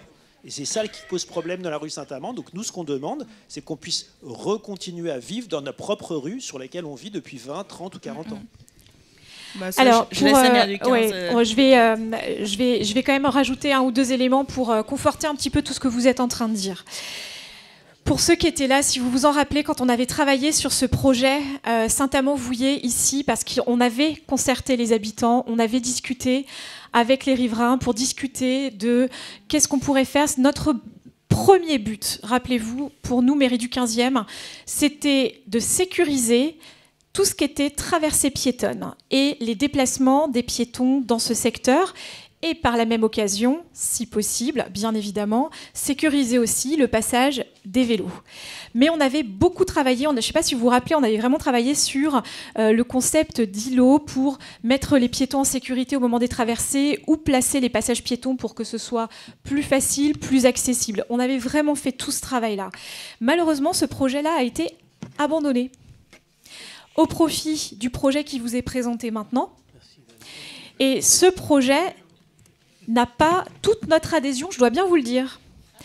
Donc, bien évidemment que si le projet que nous avions souhaité avait pu être mené, on n'en serait peut-être pas là ce soir. Maintenant, ce que Madame vous explique est vrai. Nous sommes aussi face à un problème très simple de budget, c'est-à-dire que tout ce qu'on avait envisagé, tout ce qu'on aurait voulu mettre en place, d'ailleurs je me souviens très bien quand nous avions discuté de comment améliorer les trottoirs, comment végétaliser les trottoirs, je me souviens très bien de cette conversation, en mettant des plates-bandes entre les arbres pour végétaliser plus, mais je m'en souviens parfaitement de toutes vos propositions. Et tout cela, on l'avait validé, et c'était vraiment le projet qui nous tenait à cœur et sur lequel on voulait se battre. Ce projet a été tout bonnement abandonné au profit du projet qui est là, projet qui finalement correspond à ce qu'on pouvait faire là, donc un coup de peinture pour essayer de délimiter des pistes cyclables, mais ce n'est pas du tout ce qui était à la hauteur de nos attentes et de nos ambitions. D'accord ? Donc là, en fait, tout ce que vous nous dites ce soir, c'est noté, c'est enregistré dans la mesure de ce qui est possible. Pendant que je vous parlais, vous voyez, j'étais déjà en train de faire des messages, notamment à Monsieur Pinet, pour voir avec lui, avec les services de voirie, ce qui va être possible de faire. J'ai vraiment bien entendu tout ce que vous nous avez dit, l'insécurité déjà dans la piste cyclable elle-même, mais aussi bien évidemment les problèmes de stationnement, encore une fois, que ce soit livraison, que ce soit artisan ou que ce soit...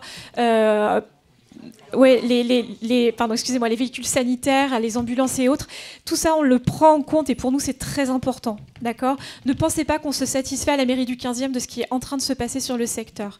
Malheureusement, le temps passe très très vite et nous avons d'autres sujets à traiter ce soir, mais toutes vos doléances sont bien inscrites. N'hésitez pas à rester à la fin de la réunion pour me donner vos adresses mail pour certains si vous le souhaitez, si vous souhaitez qu'on reste en contact pour pouvoir continuer à traiter sur ce sujet. Merci beaucoup. Rapidement, excusez-moi. Les pistes cyclables, il y en a une qui fait toute la rue de Vaugirard. Elle est à double sens et du même côté. Pourquoi on n'a pas fait la même chose sur la rue Saint-Amand? Pourquoi on n'a pas fait la même chose, parce que en plus les pistes qui sont rue Saint-Amand sont à la limite, une piste cyclable rue Saint-Amand correspond aux pistes cyclables aller-retour sur la rue de Vaugirard. Voilà. Merci. Je pas prolonger, mais alors au risque de me faire engueuler, si vous ne me connaissez pas, je suis Florian Sidbon et donc je suis conseiller de Paris et président des élus de gauche du 15e, donc membre de la majorité de l'Hôtel de Ville. Je ne connais pas techniquement ce projet et j'entends que ça ne va pas. Enfin, qu'il va falloir reprendre les choses. Non, mais voilà. Alors après, il y a des choses que j'assume au nom de la politique de l'Hôtel de Ville. C'est-à-dire, effectivement, d'être proactif sur le vélo, c'est une chose. De ne pas pouvoir concilier les usages, de ne pas avoir bien regardé les choses sur les places handicapées, etc. Je pense qu'il va falloir qu'on reprenne ce projet, clairement. Et donc, du coup... moi, de mon côté, c'est-à-dire côté Hôtel de Ville, je vous promets, en tout cas en tant qu'élu de terrain du 15e, de cette majorité-là, et donc de l'opposition dans le 15e, je suis à votre disposition pour vous rencontrer, pour venir voir sur place les choses, parce que là, c'est très technique. Il faut techniquement... Moi, je vous ai entendu, j'ai noté des tas de choses. Il faut regarder les places effectivement handicapées. Il faut regarder... Alors après, pourquoi on fait les pistes cyclables pas de la même manière que rue de Vaugirard? C'est aussi parce que... les pistes bidirectionnelles, on les fait vraiment quand on n'a pas du tout la place de faire autrement et ça pose d'autres problèmes. Mais là, ce qu'il faut regarder, c'est effectivement la reprise du bitume, la végétalisation des trottoirs, les places. Est-ce qu'il y a assez de place pour les handicapés et pour les livraisons? Enfin, j'entends très bien qu'il y a beaucoup de choses à revoir. Voilà, je vais moi me renseigner auprès des adjoints concernés et surtout après, on est dans un contexte budgétaire effectivement très contraint du fait d'une fin de mandature et de la coupe budgétaire que l'État impose aussi à la ville de Paris. Alors peut-être aurait-il mieux valu de ne pas faire du tout de pistes, mais les vélos... Non, mais je ne sais pas. Voilà. Bon, en tout cas, en tout cas, je vais porter, faire un compte rendu de cette réunion auprès des adjoints concernés et de manière à ce qu'ils puissent éventuellement rencontrer les riverains et puis voir comment on peut reprendre les choses dans la prochaine mandature, quoi qu'il arrive. Merci beaucoup, Florian.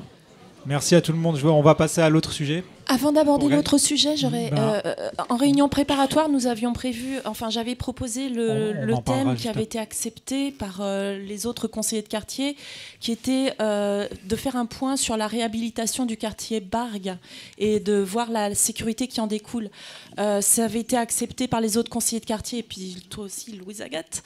Et tu m'avais dit que c'était une bonne idée. Maintenant que les travaux étaient terminés sur l'îlot Bargues et que l'îlot Procession restait pleinement insécurisé. Carole, je t'entends tout à fait. Du coup, je voulais savoir l'ordre du jour de ce soir. Non, mais pourquoi le changement ? Je vous ai répondu. Je ne l'ai pas eu. J'ai pas eu de pourquoi. Un mail à tous les conseillers de quartier en date du 14 mai pour 15 vous jours dire après. que nous n'avions pas les éléments nécessaires pour faire une présentation. Si on n'a pas les éléments, on ne peut pas faire de présentation. Donc on les a pas pour le moment. Je peux pas les inventer.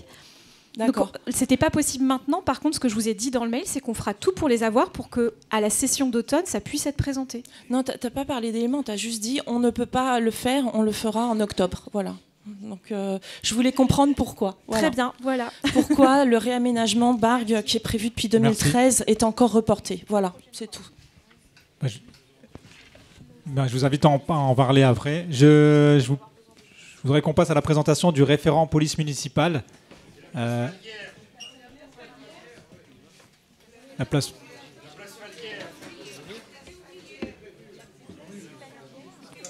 Les travaux de la on en a parlé.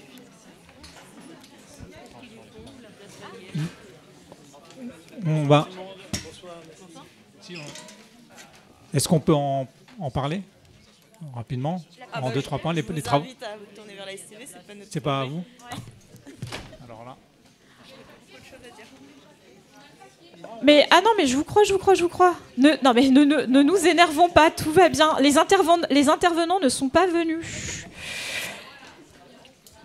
Voilà, donc pour la place Falguière, pour ce soir, je n'ai pas les intervenants pour vous répondre.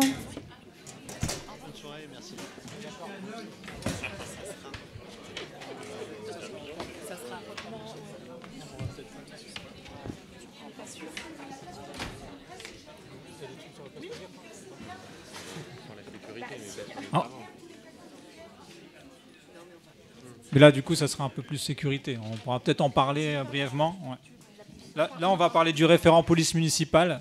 C'est l'occasion de poser des questions à Anthony Samama. Je laisse présenter ses équipes et le rôle du référent. Et vous aurez certainement des questions à poser à ce niveau-là. Il pourra vous répondre directement. Merci beaucoup. Bonjour à tous. Anthony Samama, je suis maire adjoint chargé de la prévention, la tranquillité publique et la police municipale. Je suis là pour vous parler de sécurité. On aura l'occasion, si vous le souhaitez, madame, de parler de la sécurité place Falguière et notamment de ce qui s'y passe le 31 décembre ou le 14 juillet avec des tirs de mortier, avec à chaque émeute le trottoir qui est défoncé, les commerces qui sont brûlés, etc. On connaît bien la situation et si vous voulez qu'on fasse un point plus globalement sur votre quartier et la place Falguière, avec grand plaisir. La raison pour laquelle la police municipale est présente d'abord et avant tout aujourd'hui, c'est pour vous présenter une innovation, une nouvelle organisation de la police municipale pour essayer de les détacher à l'échelle micro-locale. L'objectif de la police municipale, c'est quelque chose qui est fait dans tout Paris, c'est d'être une police de proximité. C'est de renouer avec cette fameuse police de proximité qui existait il y a encore quelques années et de pouvoir concentrer le tir, si j'ose dire, à l'échelle de chaque quartier. Donc il y a désormais au sein de la police municipale un référent qui est chargé d'un quartier spécifiquement et je laisserai messieurs vous en dire davantage. Donc Patrice Cobon qui aura l'occasion de présenter le policier, la police référent de quartier, Christian Laquet qui est chef de service au sein de la police municipale chargé de la soirée et c'est important pour nous d'avoir une équipe en soirée la plus nombreuse possible et on aura peut-être l'occasion d'en dire un mot. On a aujourd'hui une petite vingtaine de policiers municipaux en soirée, c'est l'une des polices municipales de soirée les plus nombreuses dans Paris. C'est ma priorité que les équipes de soirée soient nombreuses et qu'elles mènent des missions de sécurité. Et je salue aussi Olivier Tempier qui vient de nous rejoindre il y a maintenant quelques jours à peine, qui est désormais numéro 2 de la police municipale du 15e. Je leur laisse la parole et je serai ravi de répondre à vos questions juste après. Bonsoir messieurs, dames. Donc, je suis Pierre-Olivier Tempier, le directeur de police municipale. Pierre-Olivier Tempier, donc je suis directeur de police municipale. J'ai choisi de rejoindre votre arrondissement au bout de 10 années sur le 18e arrondissement. Donc j'ai choisi de rejoindre la direction territoriale j'ai choisi de rejoindre la direction territoriale du 15e arrondissement. Je suis présent ce soir pour présenter, mais surtout soutenir les deux référents de quartier ici présents. Donc M. Laquet, qui est référent suppléant pour le quartier Alray-Procession, et M. Cobon, qui est référent pour le quartier Citroën-Boussicot. Donc pourquoi le suppléant? Parce que le référent est actuellement en formation. La police municipale demande une formation importante, une formation initiale, et le référent donc titulaire est actuellement en formation, donc il prendra son poste à l'issue de sa formation. Donc je leur laisse la parole. Messieurs, dames, bonsoir. Monsieur le maire, monsieur le président, madame la maire aussi, mesdames, messieurs. Je suis maintenant le suppléant de monsieur David Billon, qui sera le référent de votre quartier. La mairie de Paris a mis en place le 20 mars 2025 des référents de quartier afin d'avoir une ultra proximité avec les riverains, les commerçants et notamment les élus du 15e arrondissement.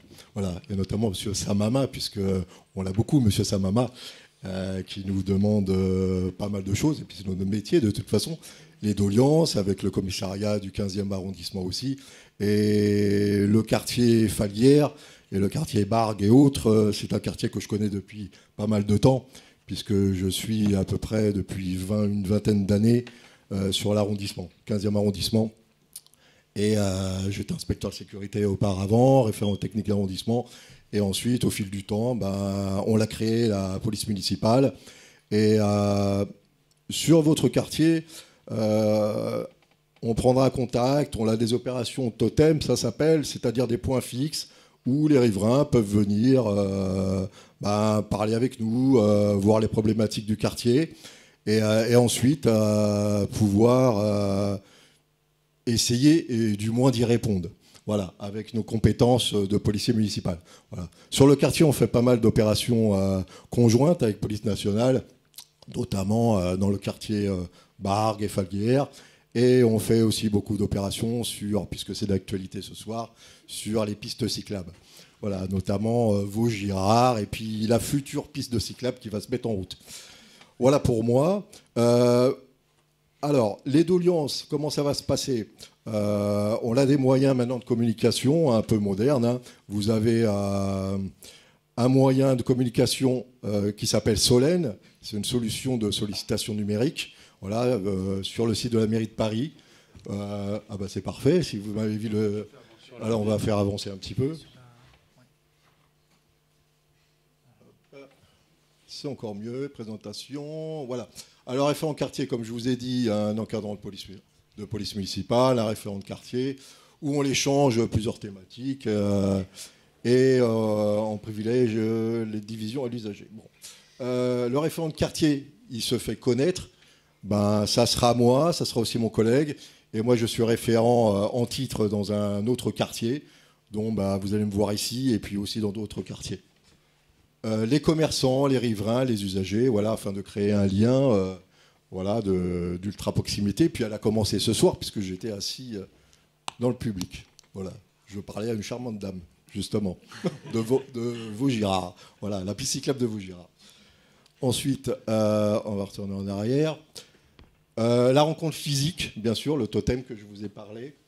Le numéro afin de pouvoir communiquer avec nous, avec police municipale, le 3975, ça c'est la cellule de veille, qui nous dirige en fin de compte sur vos doléances. Voilà, il nous envoie un email ou il nous téléphone, il prend votre nom et puis ensuite, on intervient sur diverses problématiques, tranquillité publique, circulation, sécurité et autres.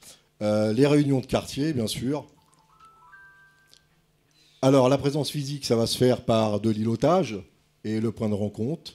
Prise de contact, on répète un petit peu, puisque j'ai déjà pris contact avec quelques commerçants que je connais déjà depuis quelques années. Et notamment, il y a du public aussi, on croise un peu tout le monde. Et sur votre quartier, notamment sur Bargue et Place Falguière, où c'est là où on rentre quelques difficultés de tranquillité publique depuis quelques années. On va dire quelques difficultés, puisqu'on ne va pas tous les nommer ici, mais on le sait qu'il y a des difficultés. Voilà, on fait en sorte avec les moyens qu'on a, mais sachez qu'on est présent. Voilà, qu'on est présent. Et moi aussi, je suis présent sur le terrain avec mes agents. Les réunions publiques et partenaires. Voilà, notre mission, en fin de compte, c'est réunir toutes les doléances, voilà, et puis faire le tri des doléances afin de maîtriser son quartier et puis la mise en place opérationnelle, puisque je suis aussi acteur dans l'opérationnel. Je dirige les équipes de soirée, la brigade de soirée. Voilà, on est à peu près un peu plus presque une vingtaine, on va dire maintenant. Et on tourne sur tout le secteur et tout l'arrondissement. Et quand on a besoin, on fait appel à des unités d'appui ou d'autres équipes qui sont d'autres arrondissements. Voilà, notamment l'UA, ça s'appelle. Hein. Et aussi sur la BIP, et notamment les problématiques de SDF. On a une unité qui s'appelle les PAR, voilà, où elle est assez demandée un peu aussi sur votre secteur. Eh ben merci, puisque je dois dire merci. Merci beaucoup. On est là pour répondre à vos questions. Oui. Oui, bon, je vais me présenter un petit peu, mais bon, je ne suis pas référent quartier du secteur, je suis Citroën Boussico. Patrice Cobon, donc je suis chef de service en journée. Et il y a un petit débat tout à l'heure qui a été un peu chaud pour les pistes cyclables. On sait très bien que les cyclistes, au niveau de la circulation, ils ne respectent pas forcément les feux rouges, ni avec les écouteurs. Donc ça fait partie de notre champ de bataille aussi. Donc pas tous, il y en a des biens aussi. Il y en a certains, alors. Il est cycliste, il est cycliste, voilà. Donc, c'est vrai que c'est pour leur sécurité aussi, hein, avec un vélo, les écouteurs et les téléphones à la main. C'est très dangereux, donc on les verbalise aussi. Donc, en tant que chef de service de journée, on le fait également. Voilà, merci. Bon, effectivement, on a mené l'arrondissement de Vosges-Juin, le 18e. On a été un peu surpris les premières opérations qu'on a menées sur le code de la route concernant les cyclistes, la mobilité douce, on va dire. On a été un peu surpris par le nombre d'incivilités qu'on a constatées, effectivement. On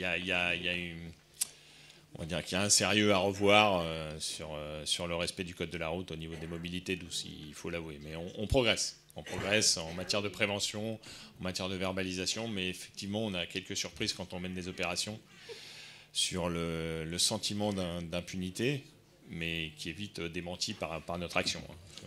Avant d'élargir et de faire un petit point brièvement sur la délinquance dans votre quartier et de vous laisser la parole pour justement qu'on puisse échanger, juste un mot, notre conviction dans le 15e, c'est qu'en effet, par rapport à ces nouveaux usages, et je crois qu'on peut tous se réjouir qu'il y ait de plus en plus de gens qui prennent le vélo, mais néanmoins, ça doit passer par un respect extrêmement strict, rigoureux de tous les autres usagers, que ce soit les piétons, que ce soit les véhicules, etc. Et comme c'est des nouveaux vélos, des nouvelles personnes qui sont cyclistes depuis relativement peu de temps, la pédagogie, elle passe aussi par la sanction. Et c'est la raison pour laquelle, effectivement, quand on tape au portefeuille, pardon de le dire aussi trivialement, mais on fait de la pédagogie et on permet, à travers le dressage de procès-verbaux ou de contraventions, on permet de faire respecter le code de la route à un certain nombre de personnes qui ont les écouteurs, qui utilisent leur portable et qui conduisent parfois n'importe comment au danger de leur propre vie et de celle d'autrui. Un point quand même sur la délinquance de votre quartier, parce que c'est ce que vous évoquez, madame. Je crois que c'est un quartier qui est pour nous le quartier prioritaire de tous les quartiers du 15e. Je vais vous donner quelques chiffres pour appuyer mon propos. Il y a eu l'année dernière dans votre quartier, à Alray-Procession, 963 interventions de la part de la police nationale. Ça fait pratiquement 3 opérations par jour. Il y a eu sur les 6 derniers mois, de la part du GPIS, qui est donc les agents de sécurité qui patrouillent à l'intérieur du parc social au sein des logements sociaux. Il y a eu sur les 6 derniers mois 263 missions organisées dans votre quartier, à Alray-Procession, et singulièrement au 48 Bargues et au 47 Procession, avec 92 personnes évincées en l'espace de 6 mois. C'est parmi les chiffres les plus importants de tout l'arrondissement. Votre quartier, il est prioritaire. J'en veux pour preuve également que sur les 8 points qu'on a fixés comme étant prioritaires dans l'arrondissement, on travaille aujourd'hui avec le commissariat en fixant toutes les semaines 8 points, 7, 8 points prioritaires sur lesquels on va essayer de faire moins mais mieux, sur lesquels on va essayer de mettre vraiment le paquet et intervenir tous les jours et, si vous me permettez l'expression, pilonner vraiment la problématique de nuisance, d'incivilité, de tranquillité, voire de délinquance, jusqu'à que le problème soit résolu. Au lieu de se dire on va s'éparpiller un peu partout, on essaye de concentrer le tir et faire un peu comme ce qu'on appelait à un moment donné les opérations XXL, concentrer le tir sur ces endroits et pilonner. On a aujourd'hui 8 points prioritaires dans le 15e. Sur ces 8 points, il y en a 3 qui sont dans votre quartier. C'est notamment le 47 Procession, 48 Bargues, 5 rue Castagnari et la rue Aristide Maillol. Pour continuer sur la délinquance, il y a aussi des opérations sur le démantèlement de trafic de stupes. Je sais qu'on est parfois fataliste en se disant ça dure depuis des années et on ne peut rien faire, etc. On a réussi à démanteler un point de deal dans le 15e arrondissement, à Amiral Roussin, il y a 3 mois. Donc c'est possible. C'est un point de deal qui faisait 1 000 € par jour. On a réussi avec la police nationale à le démanteler. Aujourd'hui, il n'y a plus de trafic de stupes à Amiral Roussin. Il faut rester prudent et je ne veux pas crier victoire trop tôt. Ça peut toujours revenir. Mais à l'heure où on parle, il n'y a plus de trafic de stupes. On est passé d'un point qui faisait 1 000 € par jour à rien. La deuxième chose, c'est qu'on a réussi, on a identifié grâce au service de police, à identifier la personne qui tenait ce trafic de stupes, ce point de deal. Cette personne, on a réussi à l'expulser jeudi dernier. Il a aujourd'hui quitté le logement social et il vit dans un hôtel payé par ses frais au fin fond du 93. Ça, c'est la politique qu'on mène dans le 15e. Et ma conviction, en effet, c'est qu'il y a aujourd'hui des milliers de personnes qui attendent des places dans des logements sociaux, notamment des policiers, des professeurs, des infirmiers, des puéricultrices, qui sont obligés de faire des heures de trajet tous les jours pour pouvoir aller au travail. Et il y a en attendant des délinquants qui sont aujourd'hui, qui bénéficient de logements payés avec nos impôts à des prix totalement déraisonnables et qui pourrissent l'intégralité du quartier. Le calme est revenu à Amiral Roussin. Ce qu'on va essayer de faire, c'est exactement la même chose chez vous. Il y a aujourd'hui 31 dossiers d'expulsion en cours qu'on a transmis au service du tribunal de justice et aux bailleurs sociaux. Sur les 31, il y en a 9 qui sont dans votre quartier. Et j'ai bon espoir, on aura peut-être l'occasion, j'espère, d'en reparler bientôt. J'ai bon espoir qu'on arrive à aboutir au moins sur 2 d'entre eux dans les tout prochaines semaines. Un dernier mot néanmoins sur quartier politique de la ville. C'est important d'évoquer ça aussi. Vous savez qu'il y a eu une nouvelle cartographie des quartiers prioritaires de la ville depuis le 1er janvier dernier. On a réussi, grâce à l'abnégation du maire Philippe Goujon, à avoir 2 nouveaux quartiers politiques de la ville dans le 15e arrondissement. C'est les 2 seuls d'ailleurs à l'échelle de tout Paris, Brancion-Périchaud et Falguière. Ce qui nous permet aujourd'hui d'avoir des moyens supplémentaires, notamment pour faire de la prévention, pour travailler avec les associations et pour organiser tout un tas de choses. Je pense par exemple au RIX, on était en conseil d'arrondissement pas plus tard qu'hier soir, on a voté tout un tas de subventions pour des associations. Ces subventions qu'on a réussi à avoir grâce à ce nouveau label quartier politique de la ville, des associations qui font de la prévention auprès des jeunes, notamment pour les RIX, dans votre quartier. Donc c'est quelque chose qui nous aide beaucoup et qui, je l'espère, portera ses fruits très prochainement. Et enfin, un dernier mot quand même sur le réaménagement total du quartier à l'échelle globale qu'on est en train de mener, avec notamment la réflexion et le réaménagement du conservatoire qui a été inauguré samedi dernier. Ce réaménagement, il va se poursuivre et on travaille avec Paris Habitat notamment pour faire ce qu'on appelle la prévention situationnelle, c'est-à-dire réimaginer l'espace d'un point de vue urbanistique de telle sorte à ce qu'on ne crée pas des zones de stagnation où les jeunes peuvent traîner et ont le sentiment d'être un petit peu à l'abri. Cet urbanisme sur dalle qui existait, on est en train de le casser, on réaménage complètement le quartier pour pouvoir réoccuper l'espace avec notamment de la végétalisation, avec des arbres, etc. Et je crois que c'est extrêmement important. Et enfin, le dernier mot, c'est sur le centre social que je voulais évoquer quand même. Il y a au 133 Falguière un centre social qui va ouvrir ses portes. C'est, je crois, le seul centre social qui ouvrira ses portes au cours de cette mandature entre 2020 et 2026 à Paris. Ce sera dans le 15e et je crois que c'est extrêmement important parce qu'en effet, je crois qu'on est suffisamment ferme sur le volet répressif pour pouvoir aussi évoquer de manière extrêmement claire le volet de la prévention et le volet aussi de l'accompagnement social pour pouvoir en effet accompagner tout un tas de familles qui sont dans une forme de précarité sociale, économique, éducative avec ce centre social et plus largement beaucoup de gens qui n'arrivent pas à joindre les deux bouts. Ce centre social, je le crois, sera extrêmement utile pour ce quartier. C'est la transition toute trouvée pour présenter Sophie Milkovic, qui fera la préfiguration du centre social Falguière. Elle arrive. Bon, tu peux. Merci. Génial. C'est cadeau, c'est offert par la maison. Merci beaucoup pour la transition. C'était nickel. Donc, je me présente, moi je m'appelle Sophie. Je fais partie de l'équipe qui est en charge d'accompagner la création d'un centre socioculturel au 133 rue Falguière.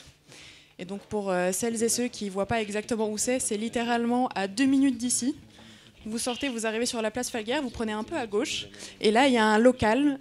Pour l'instant, il est vide, mais vous pouvez déjà regarder passer, jeter un coup d'œil, parce que c'est un local dont la vitrine est donc, vitrée, et dans lequel on va installer donc un centre socioculturel.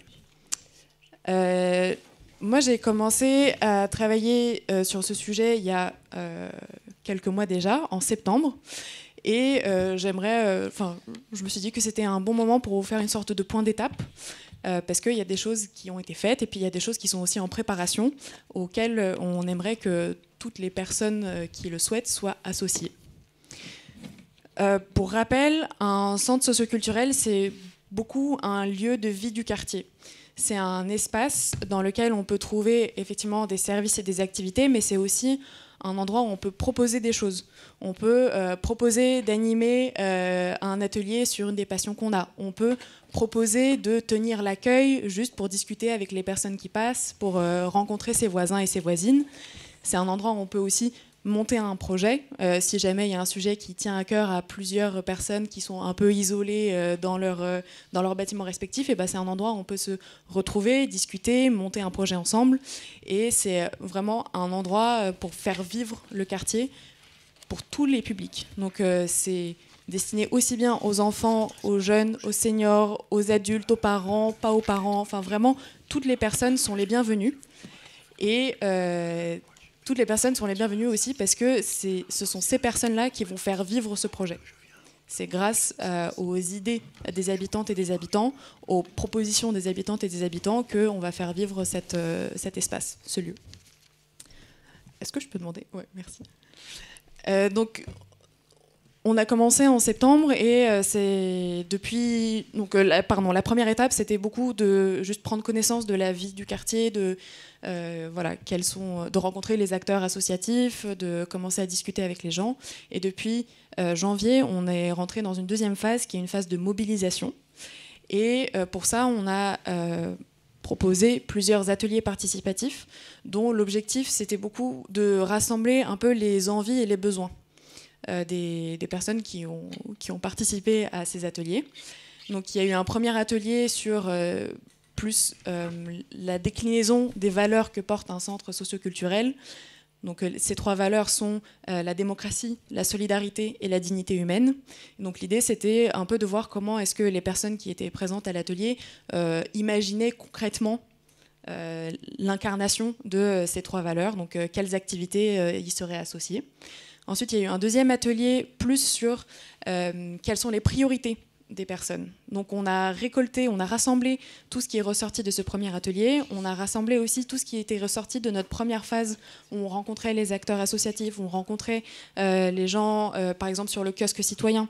On était beaucoup présents à ce moment-là, sur la place Falguière. Bref, on a rassemblé toutes les idées et on a demandé aux gens de classer par priorité. Et donc, ça nous a permis de ressortir des premières hypothèses, des premières idées prioritaires à tester dans le futur centre socioculturel. Et donc là, je viens vous voir pour vous parler de la suite de ce travail.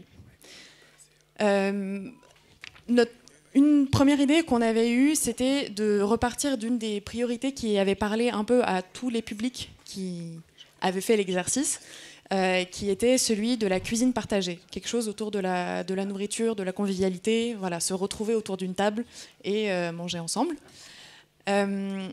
On a décidé de recentrer un peu cette prochaine étape, peut-être plus sur la programmation, très concrètement. L'idée maintenant, c'est de commencer à réfléchir concrètement à est-ce qu'il y a des personnes ici qui ont des passions qu'elles ont envie de partager? Est-ce qu'elles ont du temps qu'elles aimeraient partager avec d'autres personnes? Et de commencer à constituer ensemble une sorte de programme de préfiguration de ce centre. Je vous dis ça parce que notre objectif, on espère pouvoir ouvrir de manière un peu frugale pour l'instant, mais avoir au moins la possibilité d'ouvrir le local de temps en temps en septembre donc, 2025, donc dans quelques mois.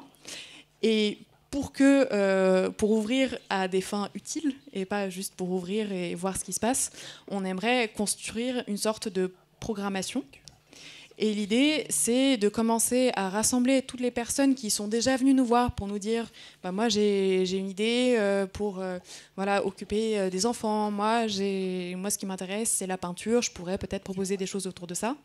Donc, à se rassembler ces personnes et en rassembler d'autres peut-être qui sont dans l'Assemblée aujourd'hui pour définir ensemble concrètement le programme de la rentrée. Et l'idée ensuite, ce sera de le mettre en œuvre à partir de septembre si on a la possibilité d'ouvrir le local. Et donc moi, je suis là pour vous inviter à venir le 5 juillet devant le 133 pour discuter de ce programme. Surtout si vous avez... Alors en fait, pour plusieurs choses. Le 5 juillet, ça peut simplement être l'occasion de rencontrer de nouvelles personnes. Mais ça peut aussi être l'occasion de proposer des activités que vous pourriez animer dans le cadre de cette préfiguration de centre socioculturel. Donc, les messages que j'aimerais que vous gardiez à l'esprit, c'est vous êtes les bienvenus le 5 juillet. On va vous tenir au courant plus précisément notamment des horaires. Donc, si vous voulez me laisser vos coordonnées, je suis preneuse, je les note et je les garde précieusement. Vous pouvez aussi prendre nos coordonnées qui sont sur la dernière slide. Voilà. Donc il y a une adresse mail. Il y a aussi un groupe WhatsApp si vous préférez ce mode de communication-là. On utilise à la fois le groupe et l'adresse mail pour vous tenir au courant des différentes étapes à venir. Donc la prochaine, c'est le 5 juillet. Et on espère que le groupe WhatsApp, ce sera aussi une manière de mettre en contact des personnes qui auraient peut-être des centres d'intérêt partagés. Et donc pour commencer à créer justement un peu peut-être des groupes de travail sur des sujets particuliers. Une dernière chose. Moi, quand j'ai commencé à travailler sur ce projet, j'avais du mal à me représenter concrètement ce que c'était qu'un centre socioculturel. Et donc, ce qu'on voulait vous proposer, si ça vous intéresse, c'est de nous écrire pour qu'on organise une visite de centres socioculturels qui serait à proximité. Donc, on a rencontré un centre socioculturel dans le 14e qui s'appelle Maurice Noguès. Il y en a un dans le 15e qui s'appelle le Foyer de Grenelle. Ça peut être l'occasion pour vous d'aller voir concrètement à quoi ça ressemble, qu'est-ce qu'il y a comme activités qui sont proposées, de rencontrer aussi des bénévoles, de voir ce que ça implique, ce que ça apporte, de donner du temps dans un lieu de vie du quartier tel que le sera, on l'espère, le 133 rue Falguière. Et si vous avez des questions, je serai à la sortie, donc n'hésitez pas. Et sinon, si on a le temps, je peux y répondre en direct aussi.